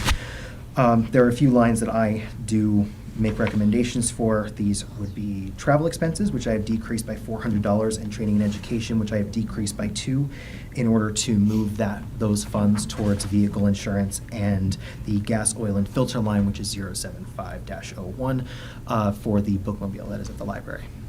We are still applying for grants, and that's why we have only asked for $700 for gas for the entire year for the bookmobile, because there are a lot of grants that are available specifically for bookmobiles, only for gas or for collections management. I think that isn't the only change that I recommended this year. All of the lines I left at a 0% change, and our salary line is coming under the 4% increase in total, because it looks like we actually, the way that our hours are structured in the employee pay scales, we actually have a little bit of extra wiggle room, so we are under a 4% increase there to a 2.61%, with a 2.48% overall increase. Any questions? Well, I hate to be the only one talking, but yes. The Stephen King and... Stephen and Tabitha King Foundation. Yes. Mhm. They're big on the renovation cycle. Yep. So Any they are word? big on the renovation cycle. They're also big for a lot of other things, and I've been developing over the past couple weeks a digital archiving initiative Right. that should last the next few years, that I plan on applying for their deadline in May, to purchase a large format book scanner for the purpose of digitizing most of the historical materials in the library. But that'll burn us up for that grant for the next 2 years. You can only apply, if you get it, you Yes. can only get it once every No, other I'm year. familiar, that's why I'm asking. Yep. Because they also have, I believe they also have a construction component that goes along with it that you can actually use for physical structures if you intend to do, I think the cut is like, what, over 40 or something? Mhm. Right around there, and in which case you're willing to match some of the expenditures to make it happen? There are a lot of grants, especially Stephen Tabat King Foundation, that I am looking at right now as we talk about our renovation. We did receive a little over 1.8 million for the renovation, but I would like to try to, it is a $1.8 million renovation. Sure. There are costs that are probably going to come in a little bit higher, and if I can start looking for, say, accessibility grants to help cover the cost of putting in an elevator, then it'll allow us to push more money towards other things that might need it. Thank you. Anything else? Okay. As for revenues, we usually look at $3,000 for miscellaneous income. These are copies and laminations, and $2,000 in non-resident fees. We generally don't end up meeting those lines. We are looking at a new potential revenue stream where it regards the bookmobile and interlibrary loan delivery service to local libraries as the Maine State Library moves to an all-paid service only to public libraries and not school libraries or academic libraries. And also only libraries that meet their other criteria. So a lot of libraries that are local are left off the van delivery service that they use for all their patrons to get books that they don't have in their own collection. As such, we are developing a paid interlibrary loan delivery service to better facilitate our own needs of continuing to get books and materials for our patrons while also servicing the rest of Aroostook County. And that would be a paid service with a contribution divided by month per library, including salaries of the person, how much time they're spending doing this, costs of insurance, costs of gas, as well as contingency funding built in for potential repairs as necessary. So we are looking forward to that being a revenue stream, but it is a little too early for me to estimate exactly what that's going to look like and have it added in. How far are you planning to travel with that? It looks like current projections with interested parties take us from Fort Kent to Mars Hill.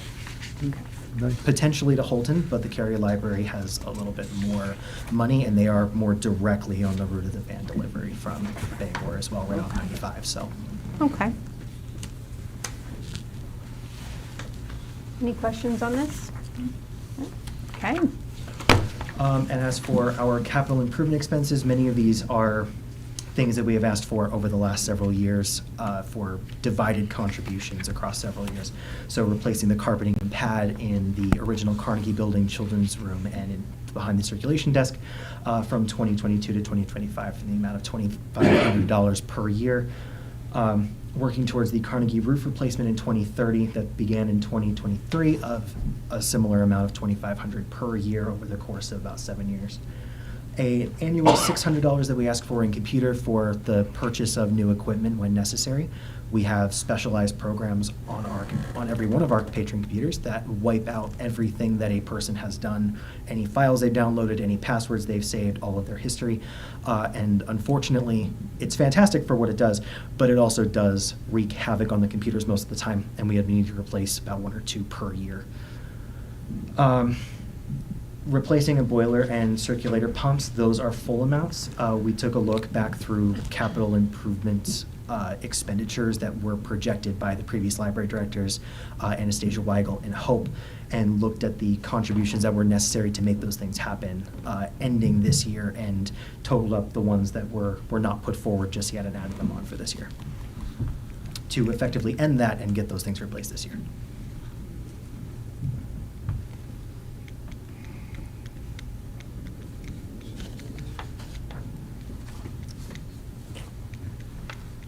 Do you have any questions about this? On those reserve accounts that you're adding up for the carpeting and the roof replacement, has the city funded those capital requests Yes. every year since 2023? As far as I'm aware, the city has funded several of the carpeting and roof replacements, keeping us more or less on track. Do we have a balance on that reserve account that you can share with us? Not on my brain. I believe when Penny and I last discussed it, before I spent some, there was about $75,000 in there at the beginning of last year. For the roof replacement? We just have a reserve account. Oh, okay. So it all goes into the same thing, the library building reserve, which is G136601. Okay. Of course. Good. And are you looking at replacing, so you're looking at replacing the carpeting this year? Yes. Yeah. We are doing a lot of other construction. So our original estimate was doing this in 2025. Now that we are relocating the entire library to that side and clearing out that entire room, which is currently in progress. I don't imagine we're actually going to get to it this year, and we'll probably have to begin it next year once the other renovations are complete. And that we will have carpet that matches the other carpet. Yeah, that would be good. Hopefully stain free. All right. Any So further looking- questions for Peter? Looking at the finance reports, which are here on page 30, library building reserve, $76,156.64. Right on the money. Thank you. Peter. Of Thank course. you, Peter. Thank you. Okay, up next, Caribou Fire and Ambulance. Hello, Chief LaJoy. Good evening. So we start on page 99. Yep. As far as wages, looking at an increase there because we've been short one person, so we'll be bringing those up. Kind of did a reduction in overtime and standby pay, and hopefully those adjustments will stay, basically because we were shorthanded last year with only 14 of us, so there was some more overtime obviously done there in that aspect. Moving down the list, down to heating, I was at 29,000 last year. We did install a new boiler. This year, we're still in the phases of seeing exactly what our cost savings will be with that, but I felt comfortable reducing that by $4,000, bringing that down to 25,000, just to see how we do with that during the heating season this year. Electricity, I'm kind of in the same boat everybody else. The prices just keep going up and up and up. Even though we did some lighting changes, getting away from the ballast lighting and stuff and doing LEDs, we were hoping that that would give us some pretty good savings, but I think just the cost of the electricity is kind of leveling that right out, so.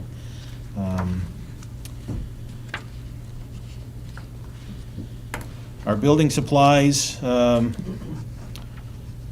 just the sheer cost of everything going up is just killing us on stuff that we use for the station.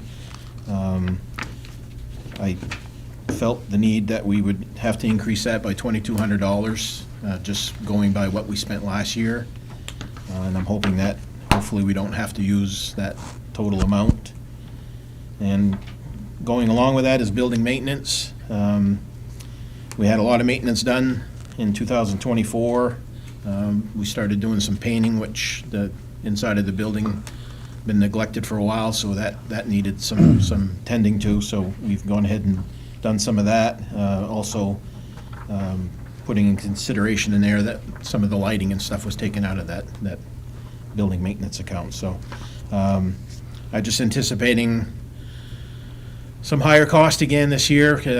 Again, you never know what's going to fail or what you might need to replace. We do have some windows and stuff that, a few windows that still need to be replaced the next year, so maybe looking at trying to do that. So I'm just trying to cover myself there, and we did an increase on that also. Quick question before you flip page there. Yeah. Just so we have an idea, under building supplies, what types of things fall under that? So for us, basically all our toilet paper, cleaning supplies, paint, any hardware or anything we might need throughout the year. We have like our different things that for the kitchen, coffee cups, things like that, all come out of the building supplies. Okay, thank you. Yep.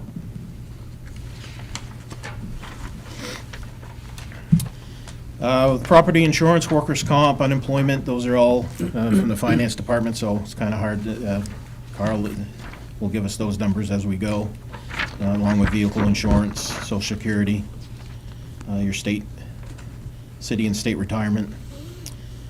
Our maintenance and equipment, just a slight increase on that. Clothing for last year, that was another item that took a big hit. And we're looking at this year, and I've already been notified by our clothing supplier that prices have increased again for 2025. So in anticipation of that, I've increased the uniform line by $2,500.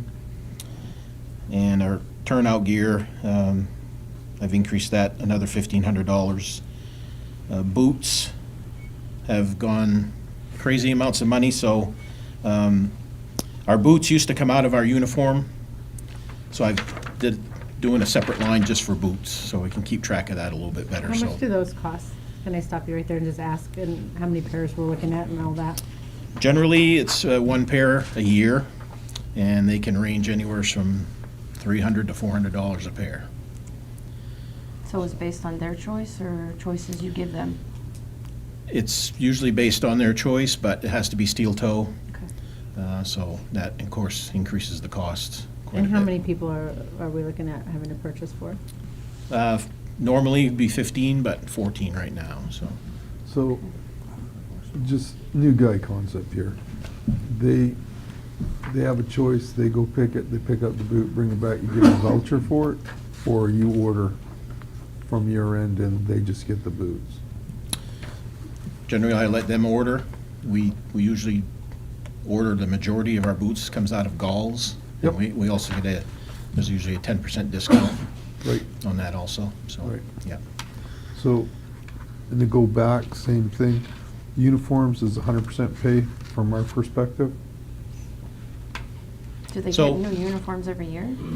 Yeah, with the union contract, they're supplied 3 pairs of pants, Right, 3 shirts, okay, 2 t-shirts, Every year? boots, Yep. gloves, and then an initial jacket too. Now, when we talk about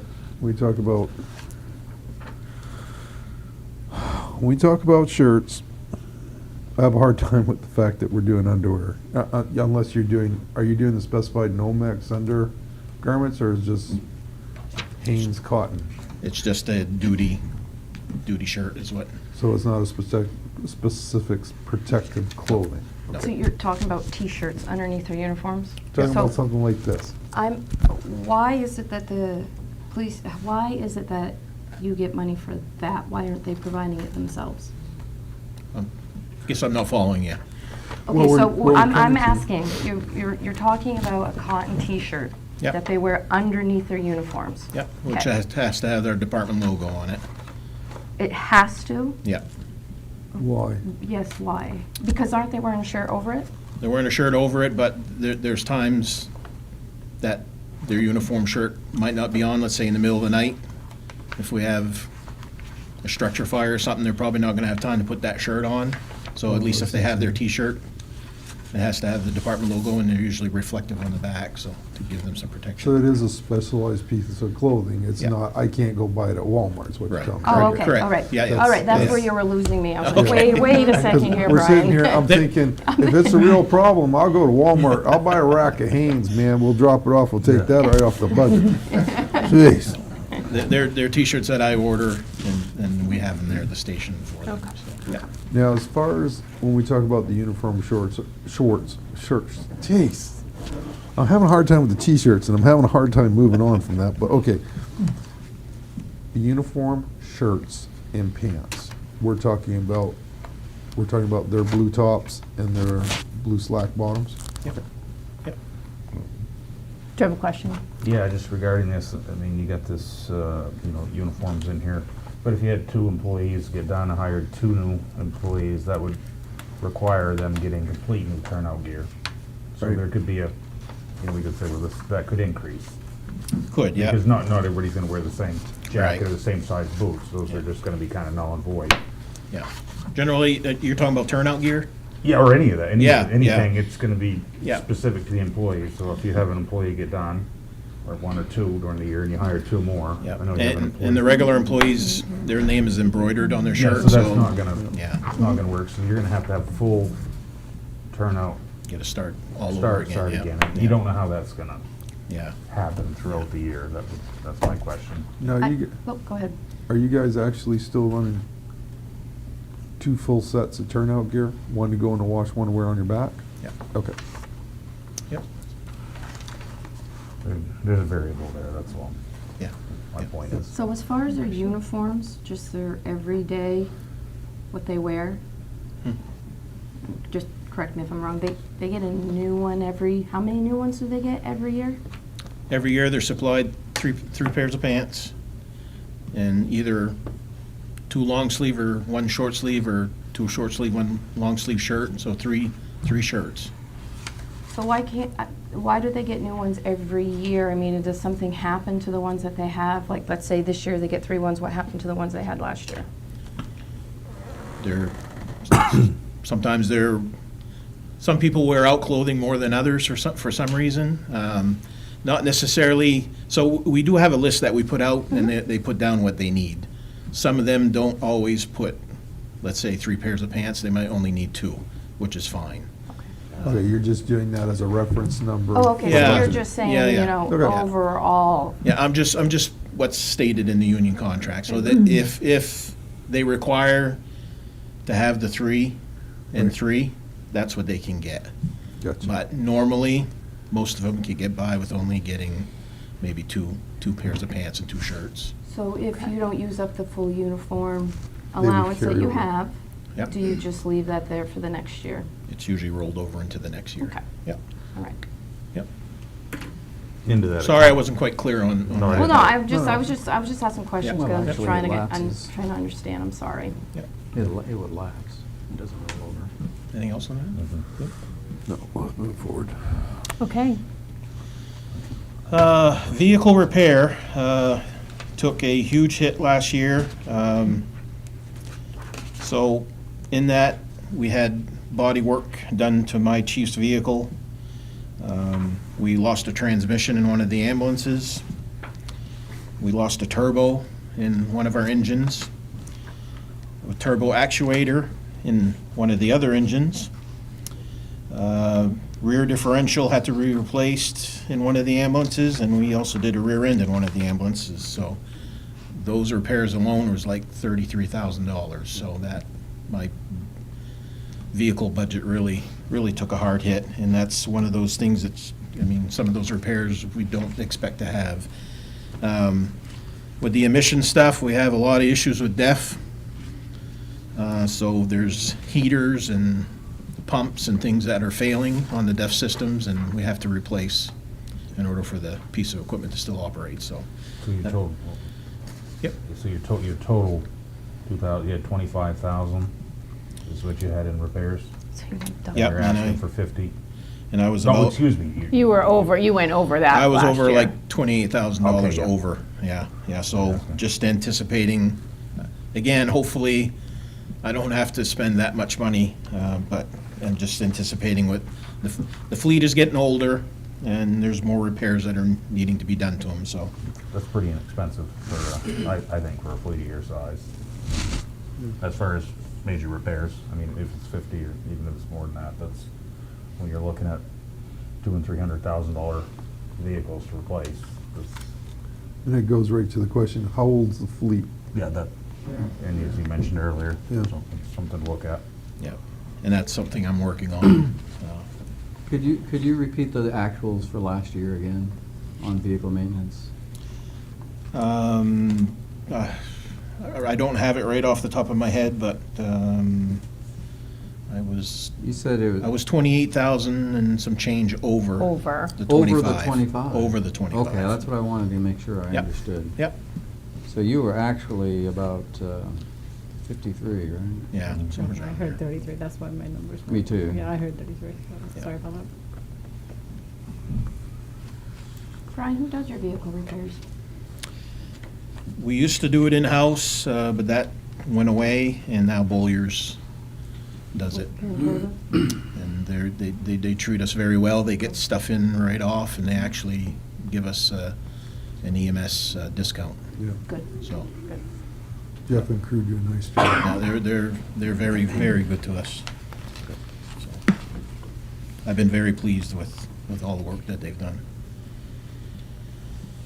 Moving to diesel. 2024, we were at 30,000. Previous year, we were at 40. I feel pretty comfortable reducing that by another 5,000 for 2025.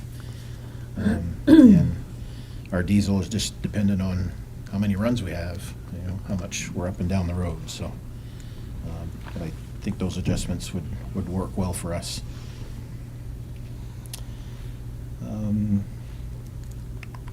And medical supplies would be the next one I would talk about. Again, those are items that have gone skyrocketed in price.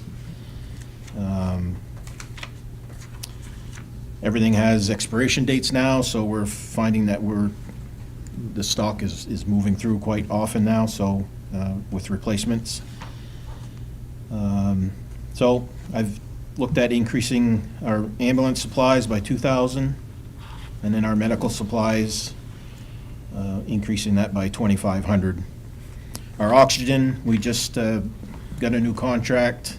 I've changed from our previous supplier, Matheson Gas. We are now with Maine Oxy, and we should see a considerable amount of savings there in oxygen compared to what we've been paying in the past. So, and I really won't know that until we're further down the road. So all in all, budget increase at about 6.69% for the fire department. I don't know if anybody has any more questions on that part. I do. Sure. I'd like to know who's doing your billing? Comstar Billing out of Massachusetts. Okay. There's no one local? No, and I know when Chief Susi did the research, because obviously we used to do our own billing in Caribou and Yeah, for surrounding agreed. communities.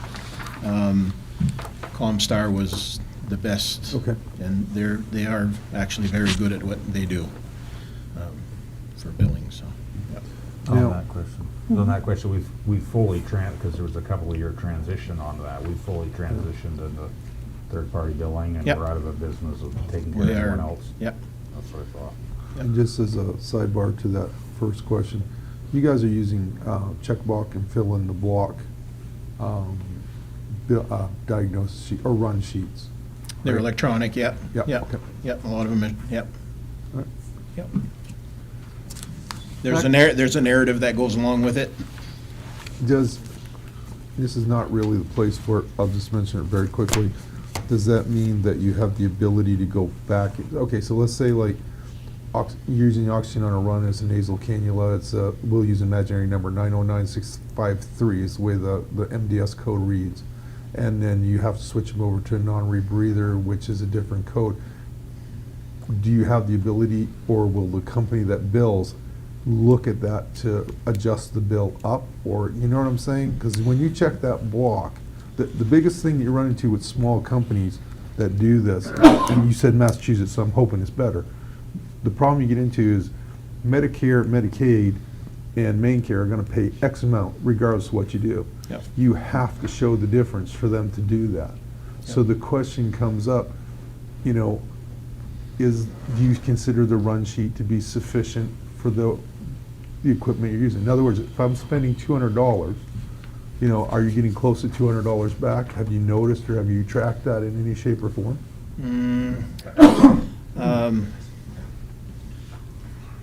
I haven't, but that would be a good question for my administrative secretary, because he's the one that kind of goes through the run forms for us. But Yeah.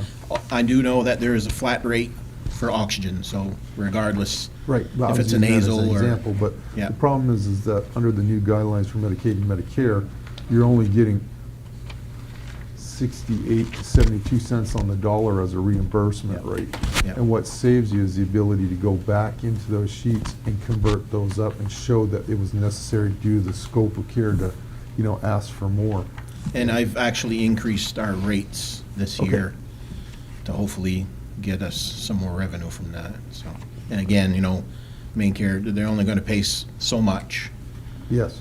but hopefully we can get a little bit more out of them. Well, it's a national average, even Yeah. though it's Yeah. Maine Care, but Yeah, yeah. exactly, yeah.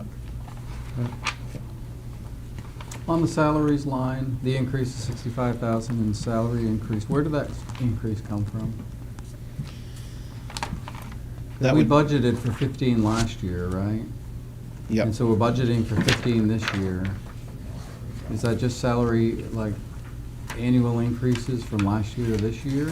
Well, we had a decrease in our salary last year because we went 6 months without a full-time employee. So, Well, I'm talking about what you want to budget versus what you spent. So I'm looking at what you budgeted, and your budget for 2025 is $65,000 more than it was in 2024. How do you account for that? oh, that changed, Penny, from, So we factored in a 4% increase. Oh, yes. But we don't have the contract finalized yet. But that's what's factored in just for the sake of putting together a budget. Very good. Okay. yep. So 4%, so what accounts for the other 2.6%? I'm gonna say probably between, we could have tweaked that before we committed last year because of them not having an employee for a certain amount of time. Well, it's in the neighborhood anyway. Yeah. That's what I was asking. Yes, Thanks. because, yeah, I totally slipped my mind on that part. Yeah. Okay. Any further questions on this portion? And when the finance department is breaking out salaries, like they're looking at the actual person, and so if you have people that have, you know, if there's something in there that's changed with longevity or, you know, other factors in there, that's gonna show up in that 6.61% too. Because they do it on an actual person. It's not, this is what we had last year, we're taking it times 4%. It breaks it down with, you know, where everyone is in there, so. So that figure will pay for a full staff of 15, basically, in 2025. Correct. Yeah. Like Yeah, it's yeah. got the, well, 15 in the crew, and then you have 2 that are non-union, which is the chief and his administrative assistant. Got it. Okay. No new lieutenant or anything like that, though? No, that's not Okay. factored in. Very good. Nope. Do we want to, as a group, because we've kind of talked about this in a roundabout way, looked at temps to come in? Is that something we would like him to kind of figure on the side and have as a reserve number or something to think about a little later on down the road? I don't think we need to worry about it right now. Okay. I don't know if we have any per diems in here, and I don't know if there's a line in here for that. No, there's not. Because we have the paid call, Yeah, The just- paid call just employee, our You paid know, call. that would be the closest fire. we'd have to Per diem. a per diem person would be Okay. a or paid call, excuse me. All right. Could be, yep. and I mean, Yep. there's another line in here that's the, like, paid call EMT, because they're 2 different lines, right? There's 2 different lines. One is for the, when paid call takes call back, so when we're calling for help during the day. And then the other line is actually what pays the paid call firefighters for the entire year. Is this here paid call back? Is that the one, like, for EMTs? Yeah, that's the callback, so that's like the everyday occurrence, Mhm. calling people in. Yep.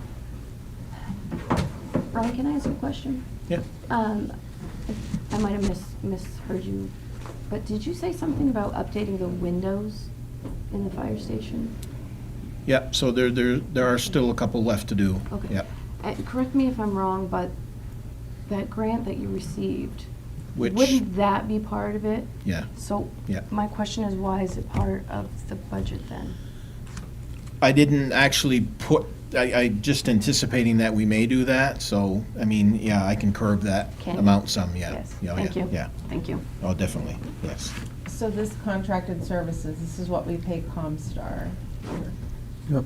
Yeah.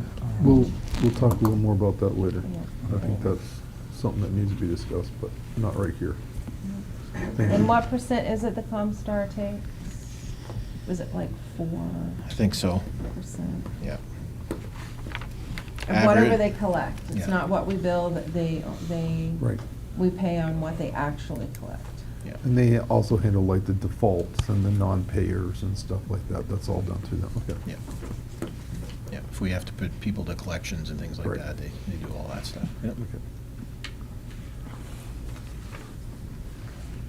Okay. One question on the health insurance line. So I think earlier we heard that the health insurance has gone up like 7% or something like that, and you're showing like 11%. I know you got that number from finance, but I wonder if the manager can give some insight as to why that's 11 versus 7. So typically what we do is, so they have one open position. So we don't know what that new employee might take for health insurance. Yeah. So we always go with worst case scenario. Absolutely. You know. Yeah, like Now, a full maybe by the family. time everything gets final, maybe they'll have a new person and, you know, you can adjust that based on what they actually select. But you find that in different places in the budget, particularly ones with open positions, because we don't know what a new employee would select for a healthcare cost. I know we've talked about that in the past, too. Mm-hmm. Yep. It could make a 20% difference. It's a huge. I mean, if they Yeah. choose a family Yeah. plan, or Yeah. they choose not to take Oh. it, because there was an option at one That's time, right. you had to show you had your own insurance, and there was a Yeah. bonus given, I don't remember the number. It Yeah, was- it well, was it's minimal. like a weekly stipend or You get it. payout for So if not you could- taking it. You could prove, but you had to prove you had You your own. had to prove that you Yeah. had Had it. your own You insurance, get it, or yeah, you you're a get it, veteran, yeah. or your spouse had it. Yeah. Mhm. That's a gray area, you don't know that. That's right. You can't predict that We one. can't predict that. If I had a crystal ball, I probably wouldn't be asking about health insurance. No, that's probably not. Well, it's pretty stark contrast between the differential 2023 to 2024, Mhm. 7,000, 23 to 25, 42,000. I mean, that's crazy. Is that really correct? Well, all I can say is I've used the numbers that I got from finance, and I would say that that's, you know, the reason would be not knowing what the 15th person would take. And there could be people who change their plans too, between 24 and 25.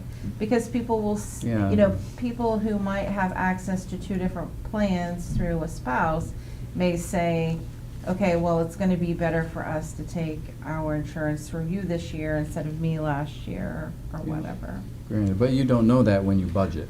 You don't, I mean, a budget So- is our best educated guess. Guess. And we look backwards at what we've had for actual expenses, we look, you know, with the information that we have, what the increases are for, that we know about, but there are some things that, you know, are still It unknown. would be interesting to see what the actuals were for 2024. Yeah, and we will, now that you've approved the December financials, we will have those for you.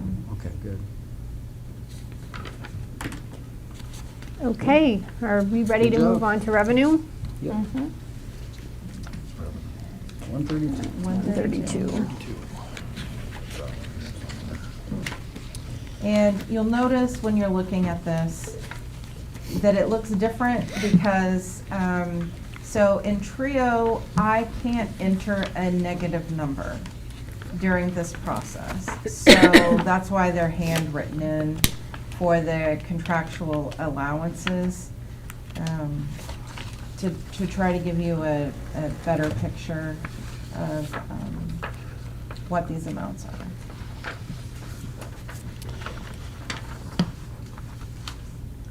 Okay. So along with increasing the outside community contracts, that increased our revenue for the department by $76,786.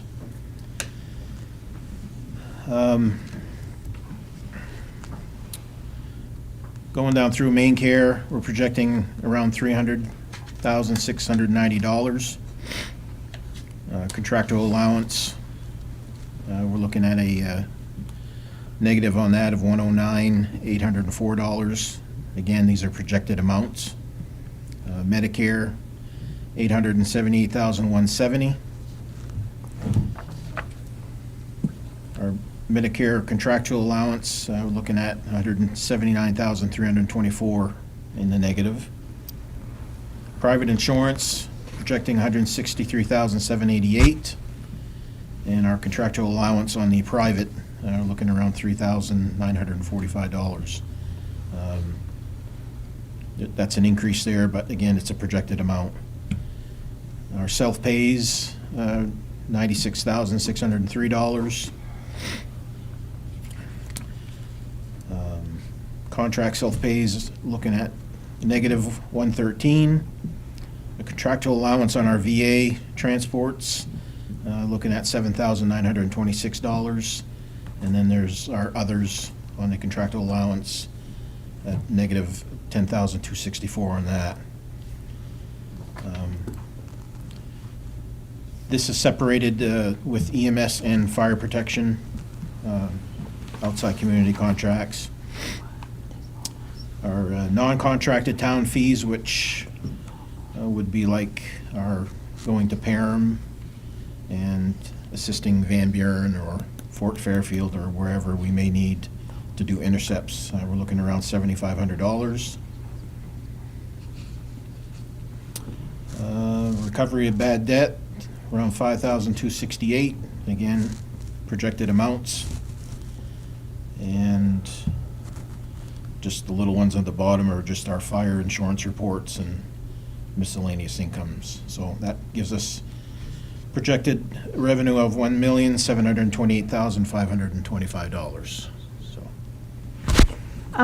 Can I ask a quick question? With the non-contracted ambulance fee, why is there such a big hike from the actual, well, Just what we being- have from last year to this Just year? anticipating increased transports.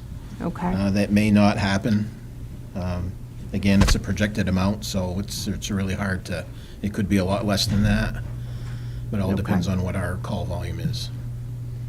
I've got a question too, Brian. On the fire department, we talked about this a few years ago with Scott Susie. A lot of, if not most, fire policy, insurance policies offer a $500 fire department charge for when they go and put out a fire or whatever. There is coverage on there for fire department charges, but you have to bill them, you know, and he did for a while, but he stopped. And so I don't know if there was the hitch or, you know, what in it, but I would think that that would be at least a little bit of a source of revenue for you. I wouldn't say if somebody doesn't have insurance, you bill them the $500, but bill the companies and, you know, you should get Yep. some out of there, so. No, I'll definitely take a look at that. Yeah. And 'cause- see, yeah. And it reminded me the other day, I was looking at my own policy and I looked at that and I said, oh yeah, I remember talking about that, but nothing ever happened. But look at it and take a look and see, Yeah. maybe it's just a matter of sending a bill to the insurance company. You don't have to go through the person that has the policy. I would think that you just bill the company for the $500 service charge and get something there anyway, so. Yeah. Okay, no, thank you for that. I'll take a look at that. So Chief, something's not clear to me on the math on this page, because your total figure 1.7, it represents a decrease from both the budget and the actual from last year, 50,000 and 30,000 respectively. If I look at the change column from this year to last, it's clearly very positive. So I'm not following what the actual difference between revenue projected for 2025 and revenue achieved in 2024. The numbers don't seem to add up to me. Am I reading? I have to be reading this wrong. So in 2024, our actual was $1,626,009.14. The paper I show says 1.752,995,57. Mine too. Yeah. Yeah, that is different from what I have on mine. Yeah, it's right there on the screen, Chief. Yeah. Yeah, I'm- and I don't know, maybe I copied something down wrong in the things that are in red. I don't, or the total amount. I could have done that. Because Brian, it isn't something I can just feed So in. 150. Brian, can I ask a question? Yeah. 12, 15, and 16? I'm assuming those are transfers? Yep. Is that just in town? That local stuff, yeah. Do Yep. you have long hauls on here? No, there's nothing on the long So you're ones. not budgeting for long hauls, period? So to be honest with you, I'm not sure when we do downstate transfers where that, obviously we make so much per trip. And I'm not sure, I've never been able to find where that exactly goes into my revenue stream, so Well, was it before? I mean, a few years before, I'm assuming it was there. I have no It idea. was never there? I have no idea. I think think- it was under transport. Yeah, they did it as one lump. Yeah, I remember seeing that. right. Looking One back line. from what I have, I haven't been able to find it, but, There was never any separation of those, I don't believe, in No. the account, was there? No, At but any time, it was just transfers? I don't think. we I think that's separated something those. we can go back I and would look at, though. like to see what the long hauls are, what you're making, what you project. I would like to see that in here. It's been explored before, and it could be Yeah. again. Yeah. I remember It that. could be again, I guess. Yeah, I I'm not know. gonna say it can't be. yeah. In discussions when I wasn't in this seat, I remember hearing some things about that, so. Just- Could you provide that, please? Yep, yep, Thank you. yep, I will. I got a quick question while we're on this. Yeah, go ahead. On the, where'd I go here, on the, 40, you had went 4,500 to the 7,500 on the contractual, okay, here we are, contractual fees, so that's the $500 a call to towns that don't deal with us, like, You're looking at number 30? Joe? Yeah, so I Yes, had number asked 30. about too, yeah. So last year we had, at $500 a call, we had how many calls? So you're assuming that we'll have 5 more calls, so we've gone to 600 on that, right? So that'll only be 5 more calls, so you're assuming that. Yeah. Yeah, roughly. And that's we only have one town, I believe, that actually has the contract with us to do that. Correct, is that fair? And if we go anywhere else, it's still $500 if they're outside of if we go to Wade or. Yeah, and there's times we get, called to Van Buren to Van- assist okay, them. there's an example. So we'll- Or it's 600 now, so that's Yep. where you base that Yep, revenue increase, and that's, I can agree with that, because it's only like another 5 calls, yeah, and that's very easily could. yeah. we have Kind no- of hard to predict, yeah, exactly, yeah. Okay, thank you, that's. Dan, getting back to your question. Yeah. I don't, I'm just looking at what I have here real quick. Just a rough ad, you should be showing like a total of about $250,000. So I do notice what I More. have for main care was 285, 426, and it's listed here as 298, 954, so I'd have to Okay. go back and check Well, that. next revision, we'll Yep. figure it all Yeah, out. I'll get those numbers. Because I would expect with the per capita fees, the increase in the per capita fees, we should be well Right. above and not below Yeah. what Oh, we were yeah. last year. Yeah, no, most definitely. And I see a That's- couple other numbers that are not jiving here, so. Oh, okay. Yeah, I'll get that straightened out.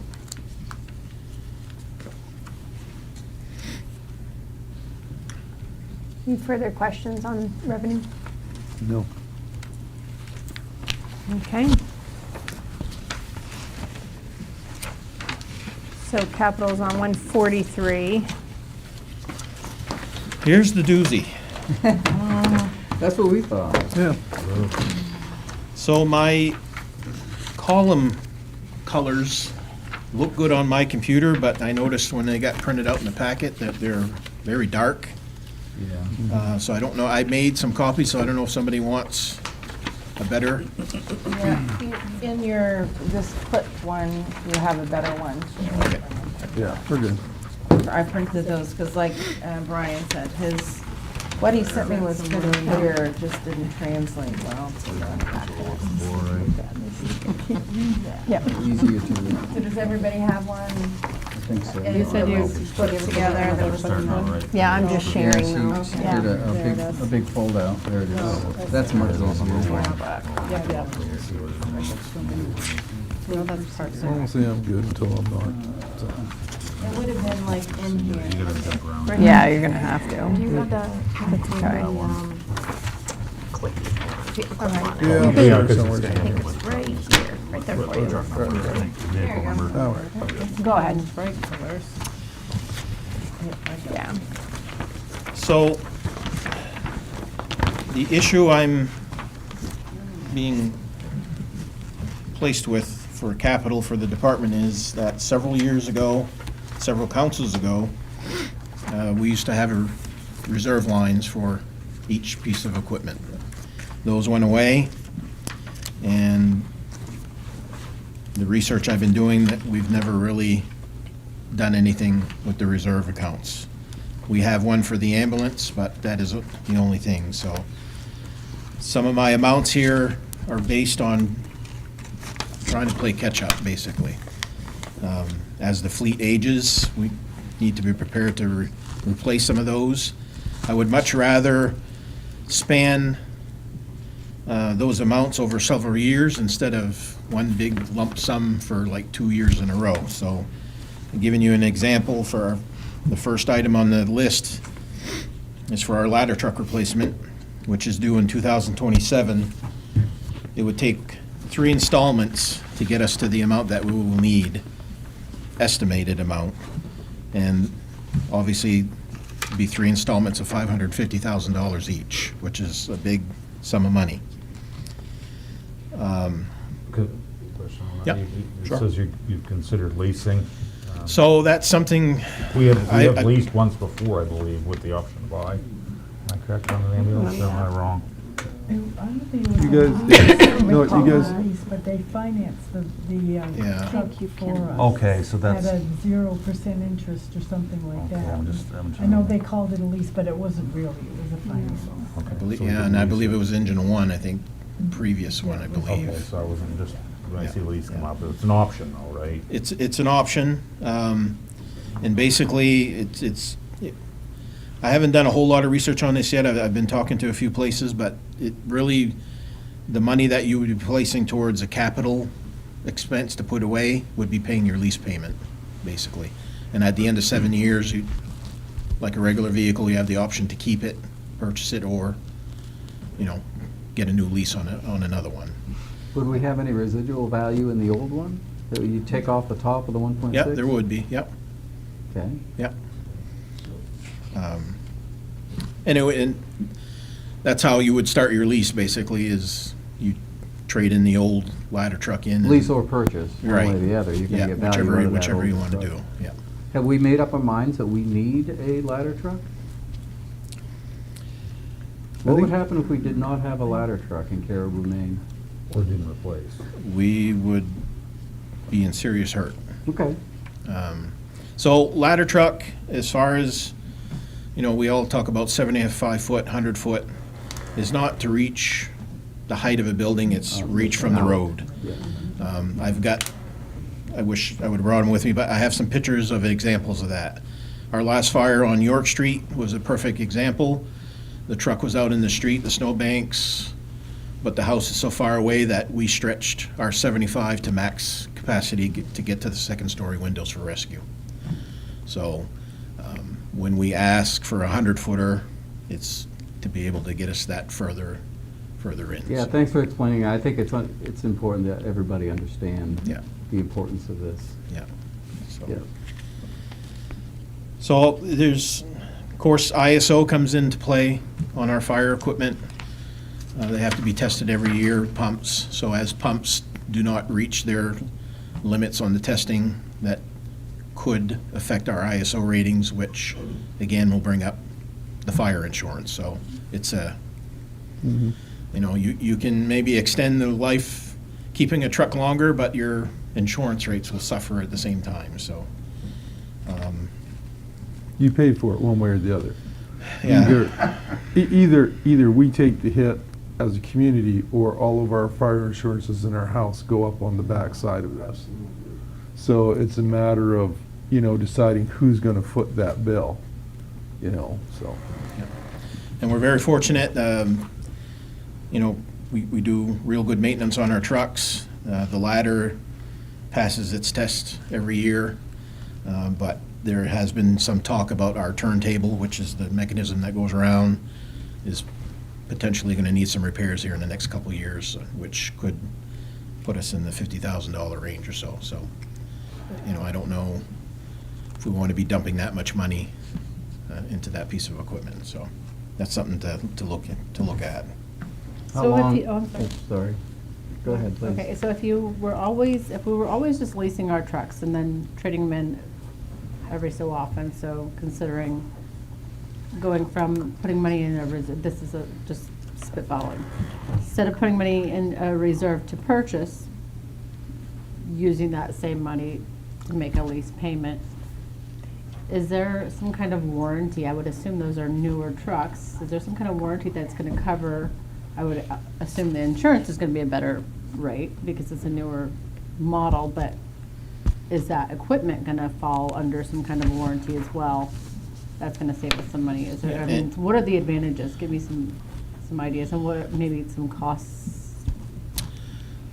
I don't have that right offhand, but I know usually the life of your lease, you're usually following your warranty. So about the time the warranty's about to run out, it would be the time that you're going to be replacing the truck. So you kind of have a warranty Chief? majority of the time. You mind if I take a swing? No, go ahead. We do this in the military, okay? Because we found out a long time ago you cannot afford to upgrade ambulances every time someone gets a hair crossways and comes up with a new mission statement. So we went to this lease program. And what that does is that alleviates all your nightmares. It's all handled. I'll give you an example. He takes that truck out and for whatever reason, it doesn't work. He picks up the phone, makes a phone call, another truck is brought here. The truck that he has is gone. And we continue moving forward under the same payment scheme. That's the biggest advantage. You don't have, all of a sudden you don't have maintenance costs. It's part of the lease program. So where you would save under this program, you would actually save by not having to incur the entire cost as well as not having to do the larger maintenance items. You'd still have to do brakes, tires, oil filters, et cetera, et cetera. But much like anything else, you would not have to deal with any of those problems. Oh, the ladder doesn't work. Oh, the pump fails. Oh, the hydraulic system doesn't work. He picks up the phone. That's their problem, not ours. That's my question, is about the ladder and stuff. I mean, I understand. So in that I mean, I'm a essence, girl, if but I we're looking understand at the small saving money details over. about things. What did you just say? Well, you guys gotta understand, Holy cow. you gotta understand is when you lease, And what's that? when you lease, Yeah, you always have a payment. Yes. yep. Always. But we're gonna have payment anyways, right? We're putting money in a reserve account. Well, it all depends. Theoretically Yeah, speaking. yeah, absolutely correct. Got it. It's just one, it's either the devil you know or the devil you And does the don't. lease, with the lease, question is the lease, does that cover, I think, on the equipment? Because sometimes you do a remount, and we buy the equipment, It does. and the equipment is, the lease would cover the whole thing. It does. So, like, sometimes we'll go, oh geez, well, this equipment can be moved into here because it's so expensive. But the lease would cover that. I think I honestly think it's viable for the chief to work up a couple of things for us to look at. I think I'd be interested to see it. Options. If you had to limp this along for a few more years, how far do you think we could take this to spread the reserve payments or contributions longer? So that truck is a 2002. So a 25-year lifespan. Yep. I mean, you could, I mean, it's tested good every year as far as the pump goes and everything, and as long as it keeps passing the ladder test, I mean, you could stretch that out probably a couple more years, before you'd have to really concrete, try to do something with it, so. So maybe that's another option to look at, what it would look like if we could limp it along till 2030. That gives us another couple years. Yeah. in 5 years to make it instead of 3. I don't know. Or even longer. Yeah. That's a lot of money. I don't It think is. you make 2030. That's a lot. Hmm? A lot of money. I don't think you make 2030. And the sad thing is Who knows? No. whichever, every year that passes by, it just keeps, I mean, when I started doing a little bit of research on pricing, we were at $1 million, and now we're at 1.65, you know, so.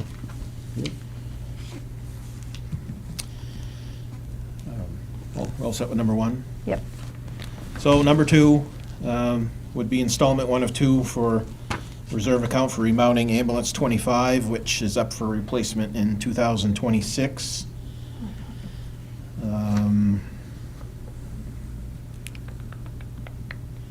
That unit.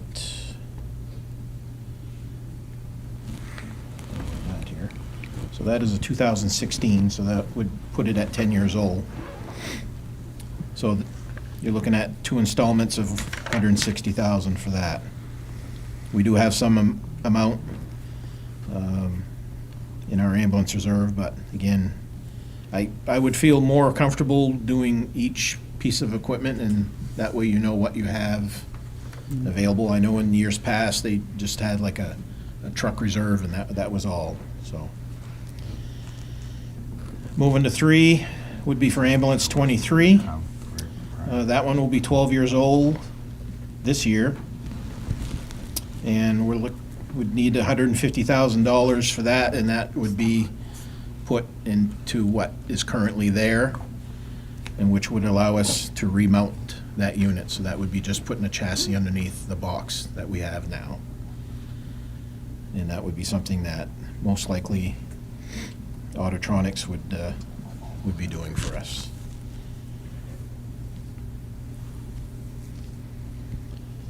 Number 4,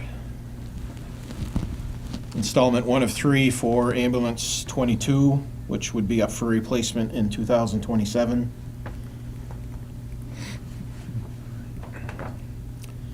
Number 5 would be installment 1 of 3 for remounting of ambulance 21, which again would be up for replacement in 2027. That would put that unit at 12 years old also.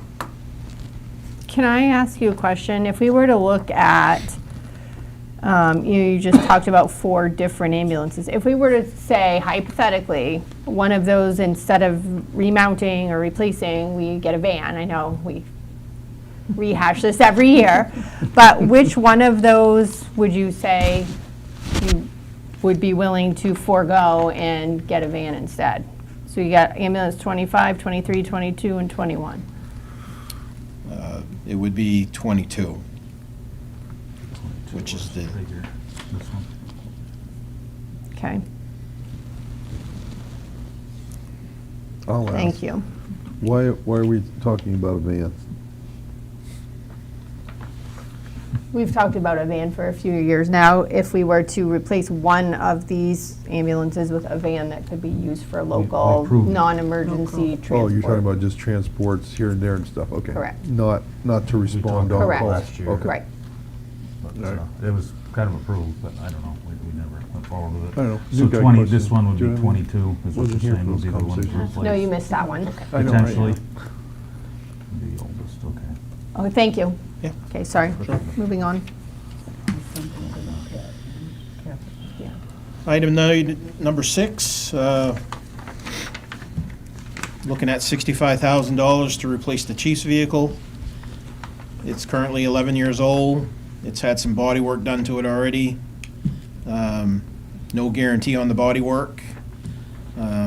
We can get rust that comes back. That's just the nature of the beast there, but anyways. I would recommend moving that vehicle to our current fleet, as it would make use of vehicle for our paid call members to use, to be able to transport them to mutual aid scenes. As I stated in the past, currently now they use ambulance 22. We have to take that unit out of service. And technically, you're supposed to have an EMS provider driving that ambulance. But because our paid call or EVOC certified, they're able to drive it over to the scene. It's all fine driving it over, but Once they're doing work there, their gear gets collected with carcinogens, and then they get back in the ambulance, especially in the back, because most of them ride in the back. So you've contaminated that ambulance. So when it gets back to the station, it has to go through a decontamination process, and just puts that unit out of service for an extended amount of time. So by having the pickup, we're able to put their gear in the back. They're in the cab. It's a 4-man cab. Well, we can actually put 5 people in there, and typically we usually have 5 volunteers that respond to mutual aid. Not only helping with mutual aid, but it could be used for our Learn Not to Burn program. When our fire prevention officer visits the local schools currently, he'll take an ambulance up there. It could also help us with our smoke alarm installation program. Our gentleman that does that for us, majority of the time, takes his own personal vehicle. So by having a city vehicle there would only, pronounce his presence a little bit better. And it would supply general needs of the department. If the boys have to go get some parts or anything like that, instead of using an ambulance, they could just use the pickup instead. They use an ambulance to go get parts? Yep. Okay. We're kind of unique in the department because the guys, they could be on their way to get to the parts store, and then all of a sudden we get a call and droop, they divert and have to go do the ambulance call instead. So, we don't have a specific person that just is able to go run parts, so it's usually, we'll take an ambulance and go. Another option to look at a lease. I'm not sure what it would be, but for vehicle number 5. And I know, Dave is looking for another pickup, so maybe combine that or something, I'm not sure, but. Fleet-wide, we don't know what that would be, but maybe it's not feasible, we don't know. But it's an option. Yep. Brian, where do you get your parts? If we have to go to Napa or Don't they CarQuest, deliver? some stuff they do, but if it's just small personal items that we need, let's say a can of WD-40 or something like, something small like that, they'll just go with the ambulance and get it. And sometimes, they'll go do an ambulance call, and on the way back, they'll just stop in while they're driving by. So. I just have a really hard time with that one. Ambulance going to get parts.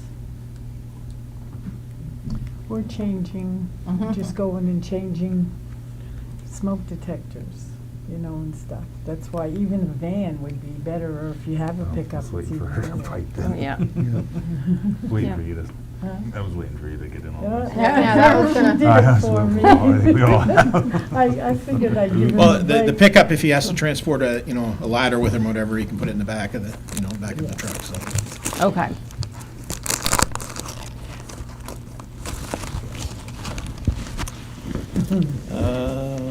So, item number 7, looking at $34,000 to replace 12-plus-year-old portable radios for our paid call firefighters.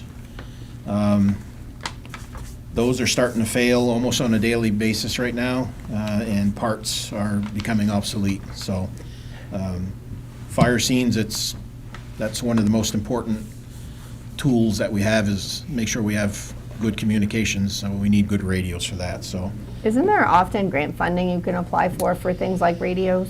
There is, sometimes there's a forestry grant we apply for, but just the cost of the radios, we could maybe get 2 or 3 out of that.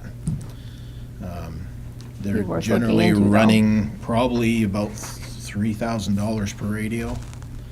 They're really expensive. And it's just amazing, the price increase on everything is just.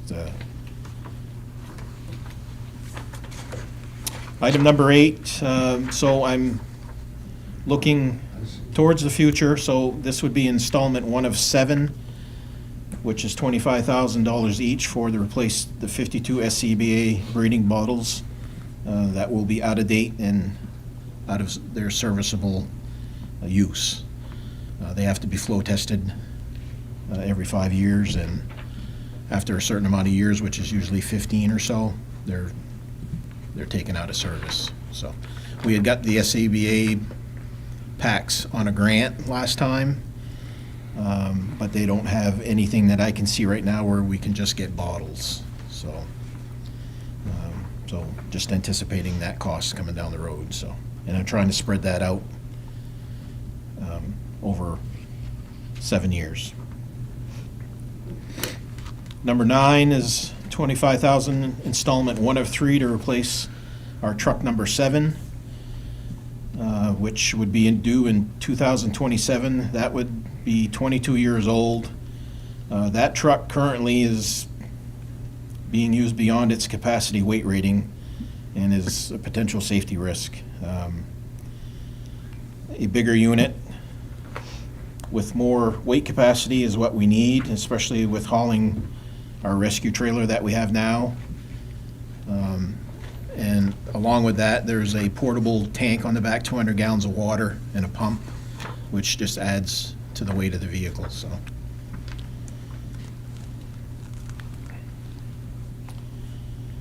Number 10 is installment 1 of 9, and that would be to replace the current bunker gear that we just got last year. With OSHA, we're going to be looking at, we're going to have to replace bunker gear 10 years regardless if it needs it or not, so. I'm just- sorry, but I don't understand what bunker gear is. Turnout gear, so it's the clothing that we wear when we go to a fire scene, so our jacket, our pants, boots, helmet, all that stuff, yeah. Thank And you. that's different from the turnout gear you're asking for allowances for Correct. your people? Right. Okay. Yeah, that's uniforms there, yep. Okay, they're different. Got it. I'm using old terms here by saying bunker gears. I apologize. The number 11, so I'm looking at putting away $9,200 to perform their United Diagnostic Services specialized health screenings for our firefighters. As many of you know, that firefighters are more susceptible to getting cancer than any other profession out there, and we've been doing a lot of research, and this company specializes in firefighter care and looking at, especially focusing on cancer, so. Is this equipment or a service? This is a service. It shouldn't be in the capital budget then. It's a, so it's a Put it over- trailer. Put it over to the expense account, Yep. or expense budget. Okay, yep. I mean, that's my opinion. I didn't mean to speak for the entire group, but Well, that would go on, suggesting put it over in the uniform clothing budget line. well, it's a service that they want to Oh, purchase. Oh, this It's a is, medical I'm on the service. next. On I'm looking number at the next- 11. I'm looking at the number 13, sorry. No, on Yeah, that's 11. not equipment or building. That could or be, anything like that. I guess that's something we could probably put under the employee physicals line in my Yeah, expense. Yeah. budget. probably. Where it would be- Yeah, Yeah, it'd be that'd be more better. appropriate there. Okay, When where it's a one-time expense, not, yeah, we're not doing it over several years. right. Yep. I would suggest that. So we can hash that part out. $8,800 for our Lion batteries that operate our Jaws of Life equipment. Everything is battery powered nowadays. We've had 2 of those batteries fail so far, so I'm looking at replacing those. Those will probably be, they'll be actually 10 years old next year, so.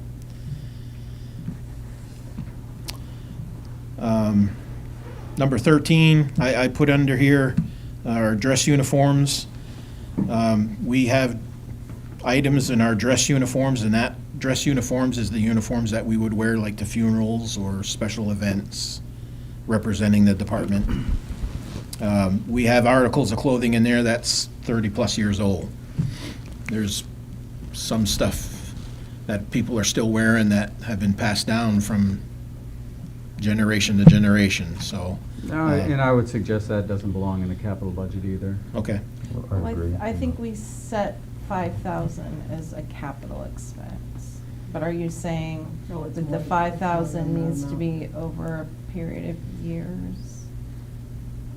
That was one of the things I'm that we saying did. that 13 is not a capital expense. It should be in the expense account. However you want to put it. That's, So- again, my opinion. Whether it's put under the uniform, just put it under the uniforms part. I think it belongs under uniforms, yeah. And again, what Penny said, I'm just focusing on what was above $5,000 that I was Right. looking for, so, yeah. That- Understandable. We could go to number 12 on that, the line of batteries, that's an operating expense for the job. Yeah, you could say that. I mean, it's over the 5,000, that's why you put it, that's why it was put in there, so. Yeah. So you're saying number 12, you'd like to put it under the expense? I would agree, that's, Well- I think it's, we're not gonna find, we're asking for 1 year on it, capital. Yeah, I would agree with that. Yeah, I me mean, we're Yeah, using 'cause 1 year, it's not you're 2 or 3 keeping years, the- we're not the gonna wait original until piece 3 of years to replace, equipment. it's gonna be replaced, and it needs to be replaced, that would be an operational expense, in my opinion, but, I agree. Okay. um, So number 14, again, $8,500 to replace the 4-year-old iPads and keyboards used for run reporting for our ambulance calls. Those get used every day. And we have 2 that the screens are starting to fail, so it's probably time to, They get too old, you can't load apps on them, as I've learned. yeah, They build in obsolescence. yeah. I I don't know if that's something you want to keep under the capital, or? No, that's fine, that you're recapitalizing your computer equipment. How many are you gonna buy? How many does that 8,500 represent? That was for 7, I believe. 7, Yeah, like per each vehicle? to yeah, have. each ambulance, yeah. They go with the vehicle, not with the people then? Correct. Thank Yep, you. Yep. Number 15, $7,000. That would be installment 1 of 2 to replace the 5-year-old ballistic vests that the staff members have. Those were, it wasn't a grant, but it was the bank next door, actually. Federal savings. Yeah, paid for those. That was paid for something those. that was advocated for by Counselor Ayer. And the bank stepped up through their charitable giving and bought those for the department. Oh, a it's few been years 5 ago. years already. it has been one. Well, he's capitalizing it over a couple Okay. of years, so. Yeah. it's- Isn't that something else that you can get grant funding for? I'd have to look, I yep, think so. Yep. I'm pretty sure. We kind of did on that yep, one. and I'll make a note I of that. think there's actual grant funding you can apply for ballistic vests and that type of thing. What's the purpose of a ballistic vest? For us, it's cases like somebody trying to stab us, or Sharps. even a gun. They've got the plating inside and everything to protect us in case. Some patients, we have some psych patients we I guess deal you're called with. out to crime scenes, right? So Yep. you never know. Never know. Okay, thanks. But even if they respond to a call and the person, is They escalate or whatever. escalate or something, they Right. could end up having a weapon or something. Oh, that's good. So you wear those all the time when you're called out, you put them on? We try to filter the call first. I mean, granted, if we go into a, somebody's having chest pain or something like that, we're probably not going to need the vest, but they have it with them in case they need to have it, but. Can you Oh. provide statistics on how many times those vests are worn? Yeah, I think I could. On that, or- Will I like that number or will I not like that number? You probably won't like the number. Okay, thank you. So the total you're asking for is 14,000, correct? 7,000, Right. 7,000? Yep, yep. And what's the replacement? I mean, if we're gonna do 7,000, we might as well replace half this year, is keep the I'm just saying, I can you identify? I don't think they need to be replaced yet. They do not need to be replaced yet, that's my question on it, I Yeah, guess. is- yeah, I'm looking at doing them in, I think it's 2027, I believe. Okay, Yeah. Just trying to plan ahead. okay, well, I'm just saying, okay, I see. I see 1 and 2. So they've all been Maybe replaced. thinking to replace by here, I don't know. They're all gonna be replaced at the same time, that's what I'm saying. Yeah. Maybe. Yeah, and They Okay. would have to be replaced at the same time, So so, then- yeah, we can't kind of do half and half, so, Same with other equipment. yep. Okay. As far as number 16, I can see we'll probably just need to put it under the expense budget, so, during motor vehicle accidents or whatever, we're out in the road, so we need to have high visibility jackets, and especially, we don't typically have a, I guess, issued winter jacket for the guys, so we kind of try to do it all together with one jacket. Usually have it so they can have a liner that they take out, so I would most likely imagine that we'd put that under the expense budget instead of, Yeah. I would guess so. Number 17 is not quite the 5,000, it's 4,800, but we have our supply line that we use on our trucks, which is 5-inch. We have to test that hose every year.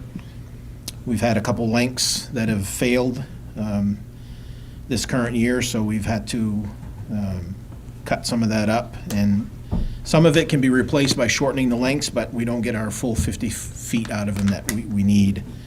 So I would need to replace a few of those, so I'm looking at some money there to get some new 5-inch hose.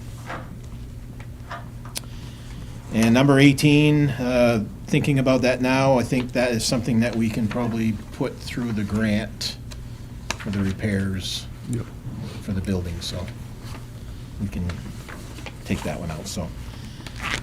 That obviously will change that bottom number. The things that we've done tonight, I'd have to work that out to get you a number, but that's, You have to change the bottom number on the capital request. yes, Yeah. All that yes, stuff's gonna go to the Yes. expense. So Right. it's not gonna change the total in the end, Yeah. just in a different place. yeah. But it's obvious you put a lot of work and thought into this, and this is exactly what we need. We need to get on track with all of these reserve accounts. I went as far as 2032. I mean, when I'm long gone, there's some big ticket items coming up in 2040 and so, as far as trucks go, but hopefully the next chief will have that all straightened out. Do you have any equipment right now, any ambulances or any other trucks that you're just not using that are dispensable but can be gotten rid of, or? No, so my whole thing with 22, because it's that larger ambulance, and it was purchased primarily to do long-distance transfers. It was a perfect concept at the time, but once we got the vehicle and started using it, we realized that it's not really the best type of chassis and box for Aroostook County.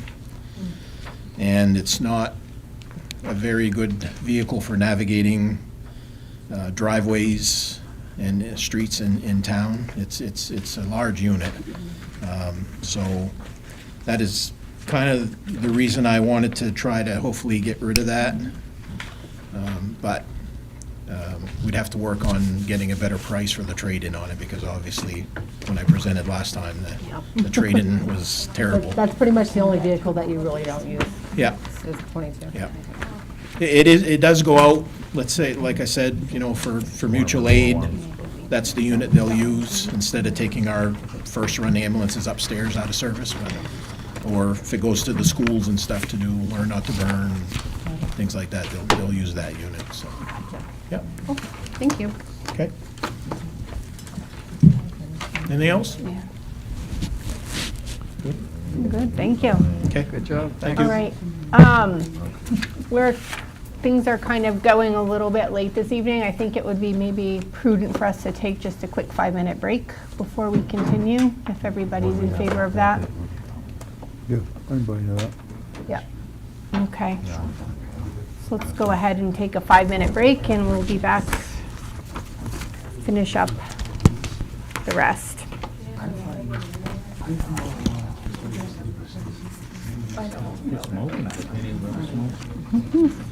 Good for you, though.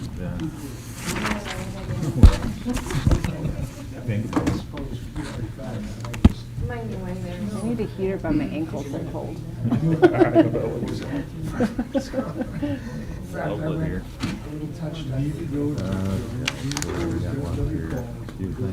Quite a few.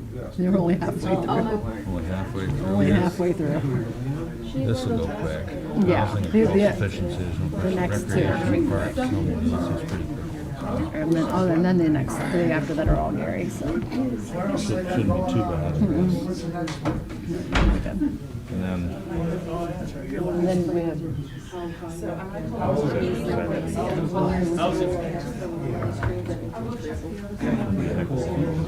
apologize for being late this evening. I know I missed is there questions that you, or do you want that presented formally, or do you guys have it? What I said during the meetings, we all have a copy, so if someone had questions, we could email you or whatnot, but Okay. we're happy with having the report, and we all have a copy, so. could we get it, thank can we you. get it in the minutes? What's that? It'll be in the minutes? Will What? His one, not what's presented, that one, okay. No, but I said in the minutes that it's in the packet, so we have the If you want to report. read it at the end quickly, I mean, the bottom part is already. To be honest with you, it's gonna I be know, it's gonna be- 9:30. Or I can come back My next ears month. won't work by then. Yeah, or I can come back next month if you guys request it, okay? I apologize. Maybe what we'll No, do is if there's totally questions, no, it's understand. okay. No, it's It not. happens, but if we have questions, we can let you know, and if there was something we thought we needed you to come in, we could let you know, but I'm happy with having the report. I mean, Fairly straightforward, so I don't think it's all things we've discussed. What's that? yeah, no, that's, I'm happy with that. Thank you. Is the police department on here? I don't see the police department. Not tonight. He's here. Yeah, that'll be like, not tonight. He's here though. Yeah, I think he's just here to hang out and be our friend and stuff. That's nice It's of not him to just required, be but here for. most department heads come to the meeting. Support. Well, no. it's- Oh, it's dear. typically Oh, I mean, that's for really long- good. long It's time now, nice. Usually department heads go. It's not required. Here. Oh, no, I think it's great. Yeah, very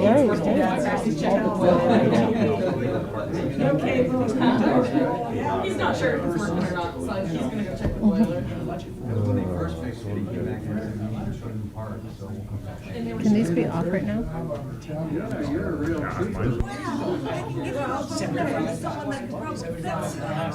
But I can't do that.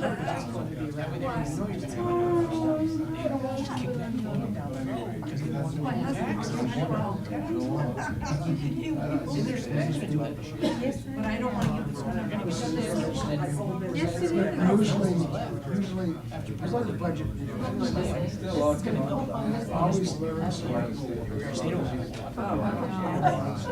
I know. So fast.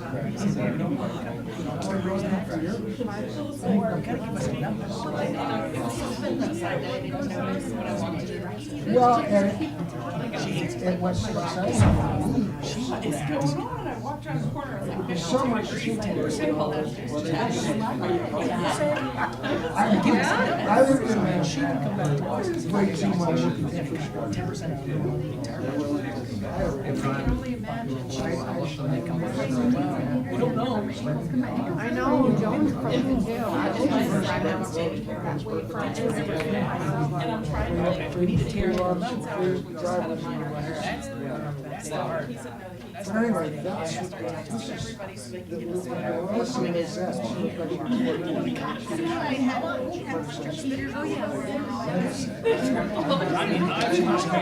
Yes, it's how she's actually, I like to do it. She went to the university.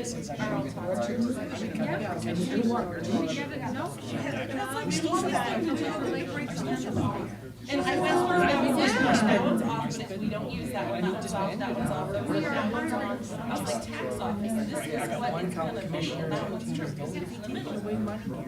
Because that's what the tax gonna get back. And they fixed it, and he fixed it, and our own tax. I was like, this is all like 1/3, I don't want to freeze it all. had budget, remember, it was 274. And it was so cold outside, I held up somewhere. We'd be able to, I And don't we're know, taking $11,700. The night before we had the budget. And I don't have one. By that time, I just have, I mean, I had a little one when I was upstairs, there, here, my feet I can feel it. just doesn't work there anymore. I was making that error instead of just. I need. Wow. And he's saying, we're not a witch factory. He's been saying that for 35 years. Keep saying that anymore. Come up with another line. But we gotta make it a 10. Make it a 10.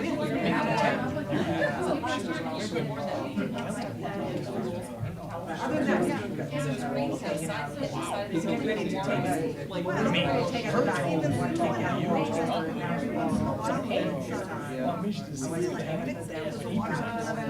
They said, well, I want to I bet you her question is, yeah, I bet you that. Her song is good.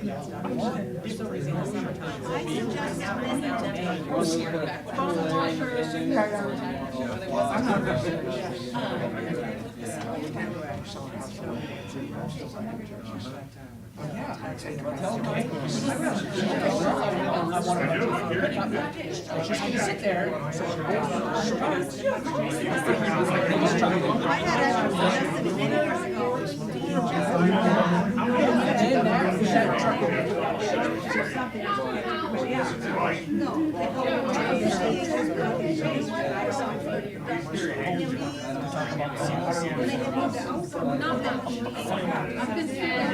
So I was waiting for the person to say, a long night. Let's do it next time, which that would be fun, whatever. Lisa's not. Anyways, I don't know how to play.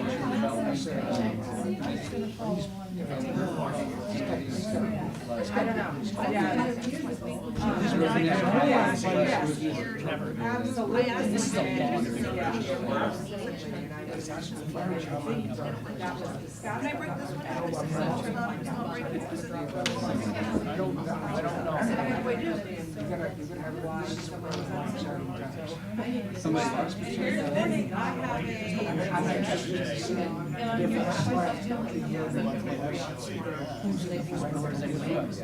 Yeah. Or is it just her and them?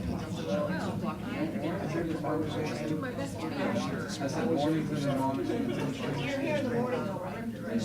Tomorrow? Yes. Okay, I'm gonna probably. And I'm trying to figure out what time they're taking their lunch on Wednesday, because they have to close the lunch. Unless I'm not at the hospital. I don't know if you're still alive. I was like hanging out with these people. No, see, I can't. That's not me.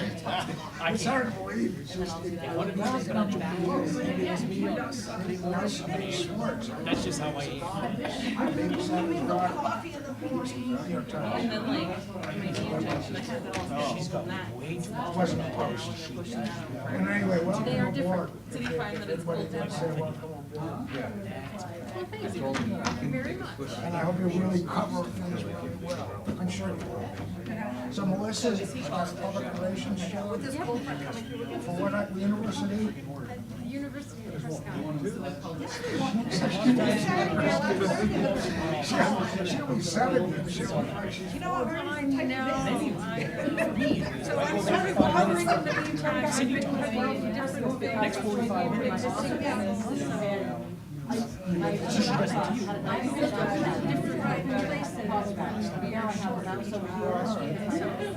That's that.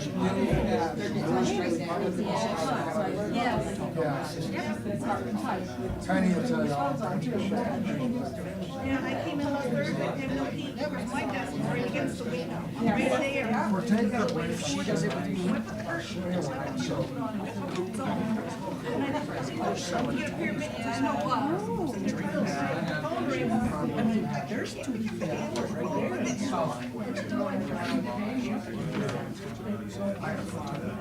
I don't just stay sitting anymore. And when I was I leaned on the back of the chair because, and I'm always going back. I have attitude about when I see it. Yeah, I have attitude about shit. If the three of us can't run one of those, I know how to take a breaker box and then put it back together. I changed breakers without shutting off the breaker. I turned up. He said, you have power in your office. I said, I go, that's the question.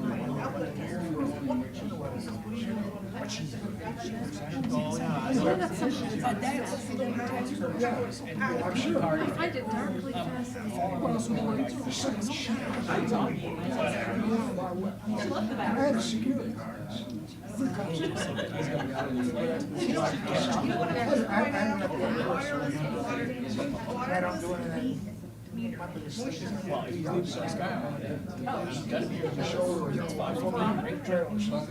So when I go to your house and I see a water spot on the ceiling, I'm supposed to text it. Yeah, I know. How would I reach the ceiling? I'm carrying a ladder. No, God wants me to go straight up the roofs now. different rate. You don't pay for that. City beer for water. Makes it No, because I'm gonna build now. I go on the roof to get back on the ladder to get down. It's just a whole other thing. So I look down and I go, listen. All right. That's why I do That's first. Look up. That should be look up for it. She was, I don't even know. I mean, you know, she was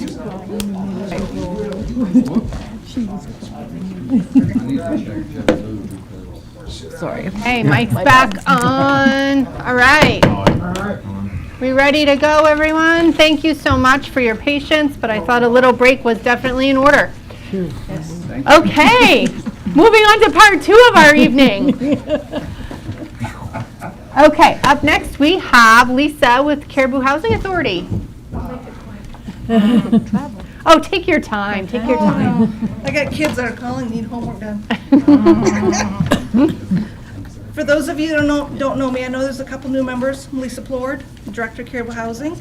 Just as a quick reminder, Caribou Housing is an enterprise account. We are 100% funded by the federal government. We are like one of 3 housing authorities in the state that's actually tied to the municipality. So we're in a very unique situation. When getting to the budget, the biggest lines we have expenses this year for Department 24 is our salary expense. Last year, we hired a part-timer. I'm glad to say I was able to bring her on full-time. And within 6 months, she got one of her certifications. Good. So tying to that full-timer, of course, it also has your benefits increase as well. So the insurance, Social Security, unemployment, things along that line. One thing I am glad to say, I'm probably very unique. I did have a decrease. I was able to save about $11,000. I changed our software company last year. Awesome. Which I find is a lot more user-friendly. I can do inspections via phone, so now I don't have to go out in the fields with all these papers, take a chance of losing something, which I did. So software did go down. One of the other increases that did go up this year, or hopefully is probably gonna go up, is mileage. We've got some training that's coming down this year for myself and our new girl. And I am doing inspections anywhere from St. David to Holton with the different programs that we have. So that is pretty much Department 24. Everything else is pretty much flatlined, or it increased a little bit, things I can't control, paper, postage, things along that line. Any questions on that? Any questions on 24? Okay, do you want to talk a little bit about revenue? Okay. As far as revenue for Department 24, again, what I spend is what the city will get reimbursed on. It's pretty easy. Every month, I get a trio report, figure out what my expenses were, and I cut a check over to the city. So, Awesome. Okay. like I said, it's pretty The simple. numbers are the same. Yep. 4814, 4813. Yeah. Then the other department that is also is Department 96. This is the Family Self-Sufficiency Program. This is on page 123, I believe. Yeah, I have 121, but that's not correct. Oh, okay. 120 No, I had it wrong on Oh, mine. okay. Mine. The Found it. Family Self-Sufficiency Program is 100% grant-driven. We have to apply for that grant every single year. This is for one employee. Okay? Sue, to follow her husband's footsteps, probably will be retiring sometime this summer. So therefore, the numbers in here is not reflecting what Sue is getting today. Salary, we increased because of COLA. We're not knowing what this new person's gonna be, and the same thing along with health insurance, benefits, what they may be. And So- that we might have an overlap. between the Correct. two. That's, I'm hoping we can have an overlap employees if I can get someone to get in here, start training. So this one right here is got roughly 95,488. Unfortunately, our grant for this position for 25, we did get renewed for 72,000.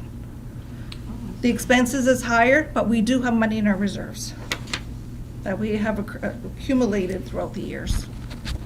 And I believe in that two reserves, we've got close to about $90,000.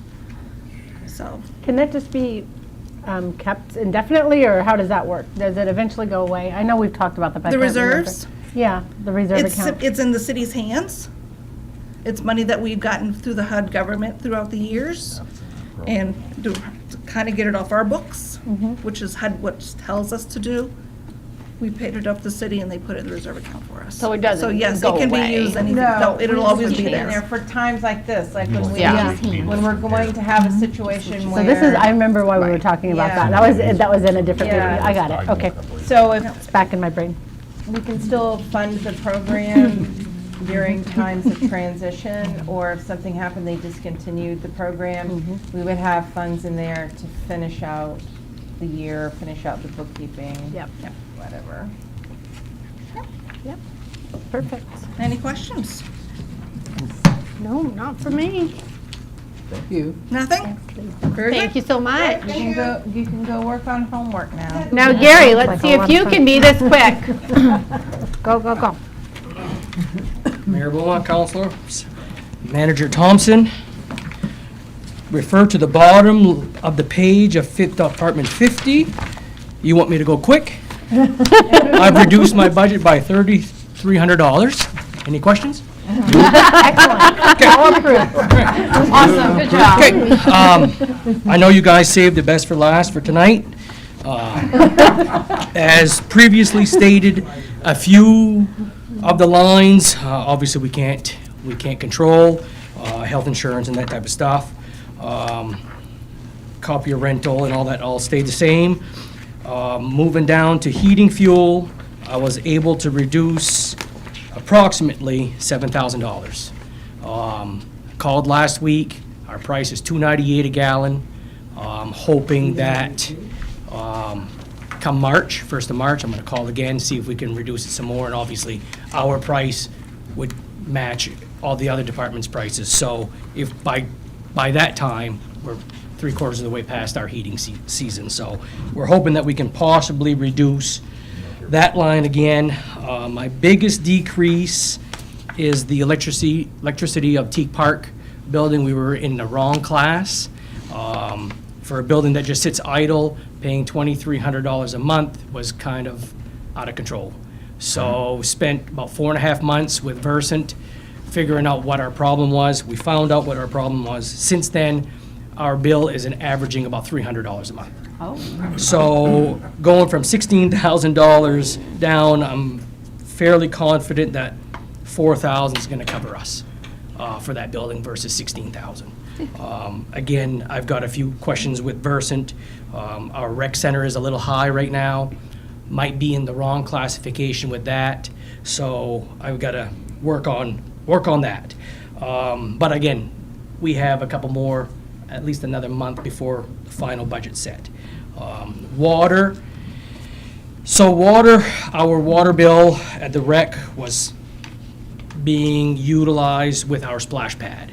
So we finally got our water figured out with the splash pad. The splash pad, it's on its own separate water line now. The rec's gonna go back to its normal billing. So we have a new line called, well, we called it water, but we're gonna call it splash pad. Yeah, I just have to have finance going in Yeah. fix that. It's just when I added the line, it just came up water. Yeah. And I don't have the capability. to But we fix can, that. Where that's is easy this to. water you speak of? So 02805. Yeah. So right. that's my new, that's gonna be, Big No, it's over here. that's gonna be splash pad. This one. That's Splash this pad one's one over right here, Gary. splash Like, pad. what Yeah. is this? Got The it. only one that I highlighted for you. So we're going to be able to, we separated out the rec This one. 02805 Yeah, right here. See it? is now called that the splash pad line. It'll get changed for the next meeting, I promise. I hope so. Were we Okay. not getting a discount or something? Weren't they Well, giving we it are to us getting a for free discount. or whatever? We are getting a discount. Is this on? No. We are getting a discount as we were not paying the sewage side of things. Okay? So that's why, if you look down on my expenditures last year, my sewer line, I only expended $265 That's the one. because the rec wasn't getting charged for any sewage. Okay. Now, we gotta separate that all out. Now, when I budgeted for sewer this year, I reduced it to, from, in the past, 700, I'm good with 600. That's gonna show the new rec department going back to its old self. Okay. But the splash pad is still gonna have no sewage taken out for the water going into the system. That's a huge saving, because basically it's the same price as water, it's gonna be the same price as your usage, so 12,000, it's gonna be 12,000 on sewage. So that's gonna be a lot easier, and there's other issues, there's reasons why we finally figured out the water issue at the rec. So it's all gonna be a much better summer this year for us there. Other than that, I kinda reduced and played with some numbers. Northern Maine Recreation Association now pays for all the trophies and awards. So we eliminated that $400 out of that line, but I put the $200, I increased the soccer account because we were over this past year, and we were also over on, I believe it was, I think I added it into the basketball program. So, no, I added it into the baseball. So we're no longer paying for our trophies. Northern Maine Community Parks and Rec are, so we just allocated those $400 into another account. And then special events, seeing that we've gotten some pretty good sponsors over the years, I was able to reduce that line from 3,000 to 500. And so I think we're going to be okay with that, especially with all of our sponsors that we have for most of our programs, most of our special events that we do. Does anybody have, am I speaking fast enough? I can slow it down and I can start right on the top if we want to stay here till 10. Okay. Any questions on Department 50, Rec Department? No. Okay, moving on to Department 51. Again, I looked at everything that we possibly can try to minimize any increases on, and heating fuel was one. I was able to, my director of maintenance is not a cold person, so he doesn't ever turn the heat up very high, so I was able to reduce our heating fuel line by $5,000. I'm hoping that I'm not kicking, hurting ourselves, but I don't think we will. And supplies I've reduced, and building maintenance I've reduced. We did a lot of things this past year, thinking that we can certainly survive with what we're doing. The other big decrease was, I didn't have a decrease on electricity. I was hoping that I could, but the shop is really not a high user, so I kept it basically at the same price. I did increase my other little areas, Collins Pond Building, our parking ride, lights. Unfortunately, the new rates that Versant has instilled is now something that's not being used at all, is basically a $50 a month charge for just having a meter there and not having any usage. So it's the extra $25 is a killer, and there's going to be another increase. there's been one so far. We need to talk to Versant because it's gonna affect the whole city. So, I'm gonna start working on that here next week. I dropped my tire line. We bought a bunch of tires this year. We should be good for next year. I've also reduced our diesel line. The winter's been pretty easy so far. Not sure if we're gonna have, depends, like Department Head Willett said earlier, we don't know what winter's gonna be the rest of the winter. But knowing what I spent last year, I think going down to this is, we're gonna be okay on the diesel. We only have basically one tractor that's a diesel that does snow removal. So I'm hoping that with the mild winter so far, we're gonna be okay on that. Other than that, I reduced park maintenance a little bit. We did a lot last year. I had some left over, so I reduced it a little bit. I think we're gonna be fine there. And bottom line is, I ended up by reducing it by my budget from last year to this year, $1,700. But there might be some changes. I've got to make some phone calls to Versant is definitely our biggest one that we have to work on. And that's a city in a whole, not this department. Any questions on the Parks Department, 51? Yes. Yes, sir. Maybe I'm looking at the wrong place here, but Caribou maintains the trail system. Correct. And I'm specifically looking, is there a number reflected somewheres on, say, like summertime uses? I mean, I'm looking at your snowmobile and your trail maintenance. Is that year-round? It is, and we get an ATV municipal grant that we work off of, basically like the snowmobile grant, and that we get totally reimbursed at the end of the season. Oh, thank you. That's You're what I welcome. wanted to know. Any other questions on Department 51? Hearing none, we'll move over to the snowmobile department. And this is, last year we expended basically $49,000 for snowmobiling, which was a horrible winter. And unfortunately, right now, it's not any better. We're in worse shape than we were last year at this time. We tried to open up the trail to the motor inn today, no go.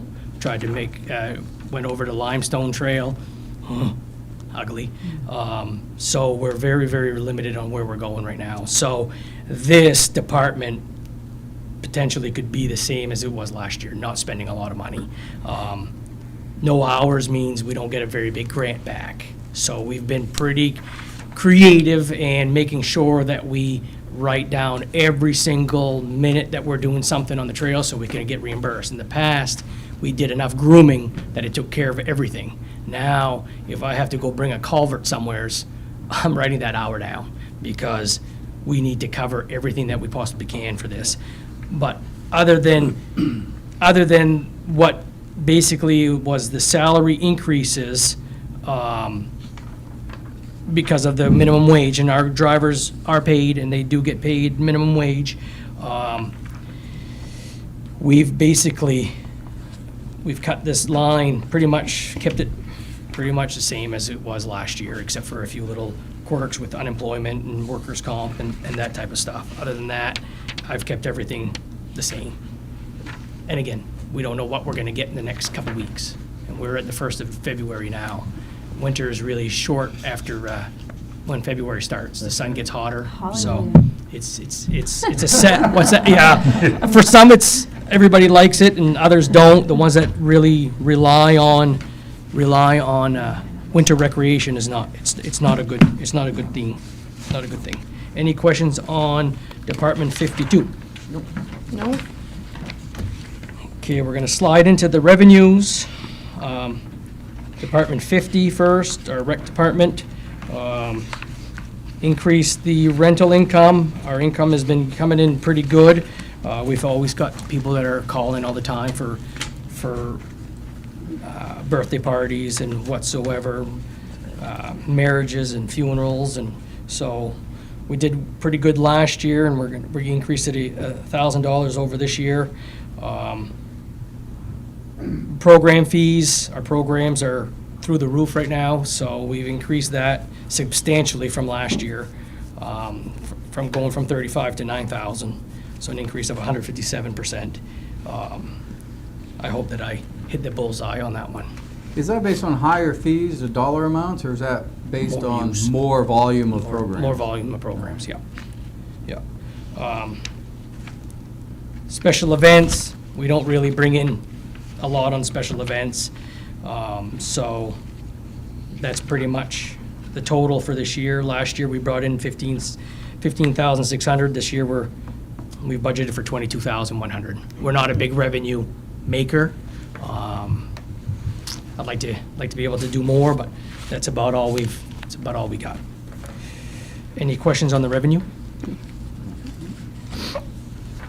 The parks, it's pretty much self-explanatory on the parks. There's just not a lot on the parks. And I'm not even sure exactly what we brought in 120 last year, and I couldn't even tell you what that is. I'd have to ask my office manager to find out what that was. Somebody must have paid for something, and then we put it in the parks revenue. Other than that, it's kind of hard it's really hard for me to, people are already paying taxes and paying for programs, and if they want to go have a birthday party at Collins Pond, they're not using anything but a picnic table. Kind of hard to charge them that. So the open parks are, How do you monitor it? yeah. So I leave that alone. I figure that's back a benefit to having our parks and back to the community. So, any questions on the revenue of that? What little there is.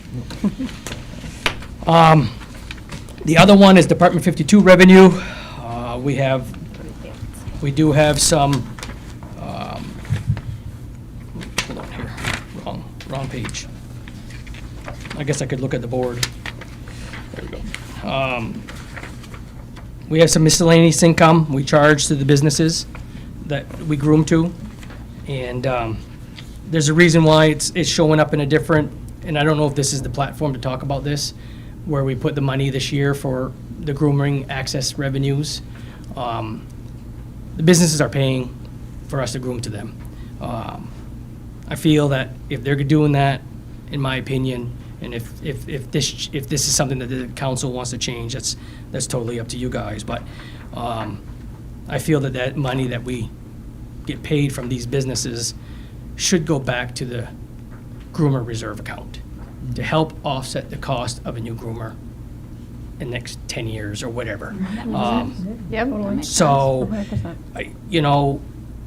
it's there, the money is there, but we put it into the groomer reserve account, G5-474-00, to help offset that cost. I know the city puts $10,000 away every year for a groomer, but you figure $5,000 over 10 years, we can all do simple math. It's pretty simple, $50,000. So it does benefit and it does help. When people ask me what do the businesses do for you guys?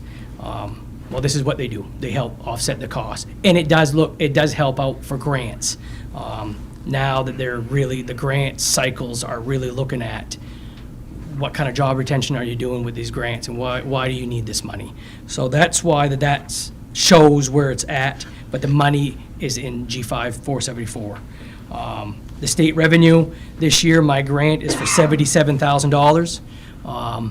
And that's only if we get to that magic number. And that magic number is about 600 hours of grooming, and I have 122. Oh. So we're going to be putting in a lot of stakes and a lot of time. So that's a little bit less than last year, and it might be even less at the end of the year, but we're going to do our darndest on making sure that we get everything that we can get. Sled registrations, that right now we don't know because that is a Danielle at the end of the year. Last year, I believe it was $3,200 or $3,800 is what we got back for sled registrations. And again, some of that is for the ladies that are working in the office. State gives us back, is it $5 per registration? That's money that taxpayers are not doling out. Feel that money should go obviously back into the groomer reserve account to help offset the cost of a a new groomer, which new groomers today are close to $350. So big dollars. Big dollars to have fun on snow. So that money is in that G5 474 account to help offset that eventual cost. And hopefully we'll be successful in grants again, which we always have been on the groomer. Any questions on the revenue of 52? Okay. Well, after some of these guys that presented tonight, I'd like to add a couple zeros on the bottom end of my capital. Just kidding, Chief. We gotta laugh once in a while. So, over the years, we've been putting money towards our reserves and our capital, and down the road, we're gonna have to put a new roof on the rec. So we're slowly putting money into that reserve account in the rec center, so there's 10,000 there. The van is a 2015, that's gonna have to be eventually replaced. So 6,500 there for the van. Park improvement, 5,000. We've got to, seriously got to start, you saw it in my memo, we got to start working on the boardwalk. That boardwalk was installed off of Collins Caribou Pond walkway. I still catch myself. That was installed in 1997. It's rickety. It is, and that's frost over the years. So we have to do something, and I really should have done it this fall when it was so dry, but time got away from me. We got to work on that boardwalk, make it better, make it more secure. Some of them are like turn 3 on Daytona. That's what you feel like when you're walking it. So a little bit of money into that account. Rec equipment reserve, $2,000. That's to help offset soccer goals. We've purchased a few the last couple of years, but we need to do a couple more. And soccer goals are not cheap anymore. Park vehicle reserve, that's my frontline vehicle. It's a 2015. We put in a substantial amount last year. I believe it was 35 to get us where we needed to be. With this 15, once everything is approved, we'll be able to purchase a new frontline vehicle, take the 2015, move it down to the rec center. We have a 2008 that staff uses to run errands and do stuff. But that truck is 2 years ago that really should have been brought to the scrap heap. But it passed inspection again, and we're keeping it going, but we need to replace it. So we'll buy a new truck, slide that 2015 down to the rec center for the staff, and then buy a new frontline vehicle that will do the plowing and that type of thing. And then I'd like to put a little bit more money back into the lawnmower reserve account, knowing that we bought one last year. We still have one more frontline Z-mower that we really need to replace, but we're gonna limp by for another year with it, and we should be able to get something the year after. So that's where I'm at, and my capital request so far is $43,500 for the year for the Parks and Rec Department. Anybody have any questions on that? Me. And you have a whole report in there about the work they're doing at the different Yes. municipal parks and facilities. Yeah. Yeah, it's 22 pages of awesome reading.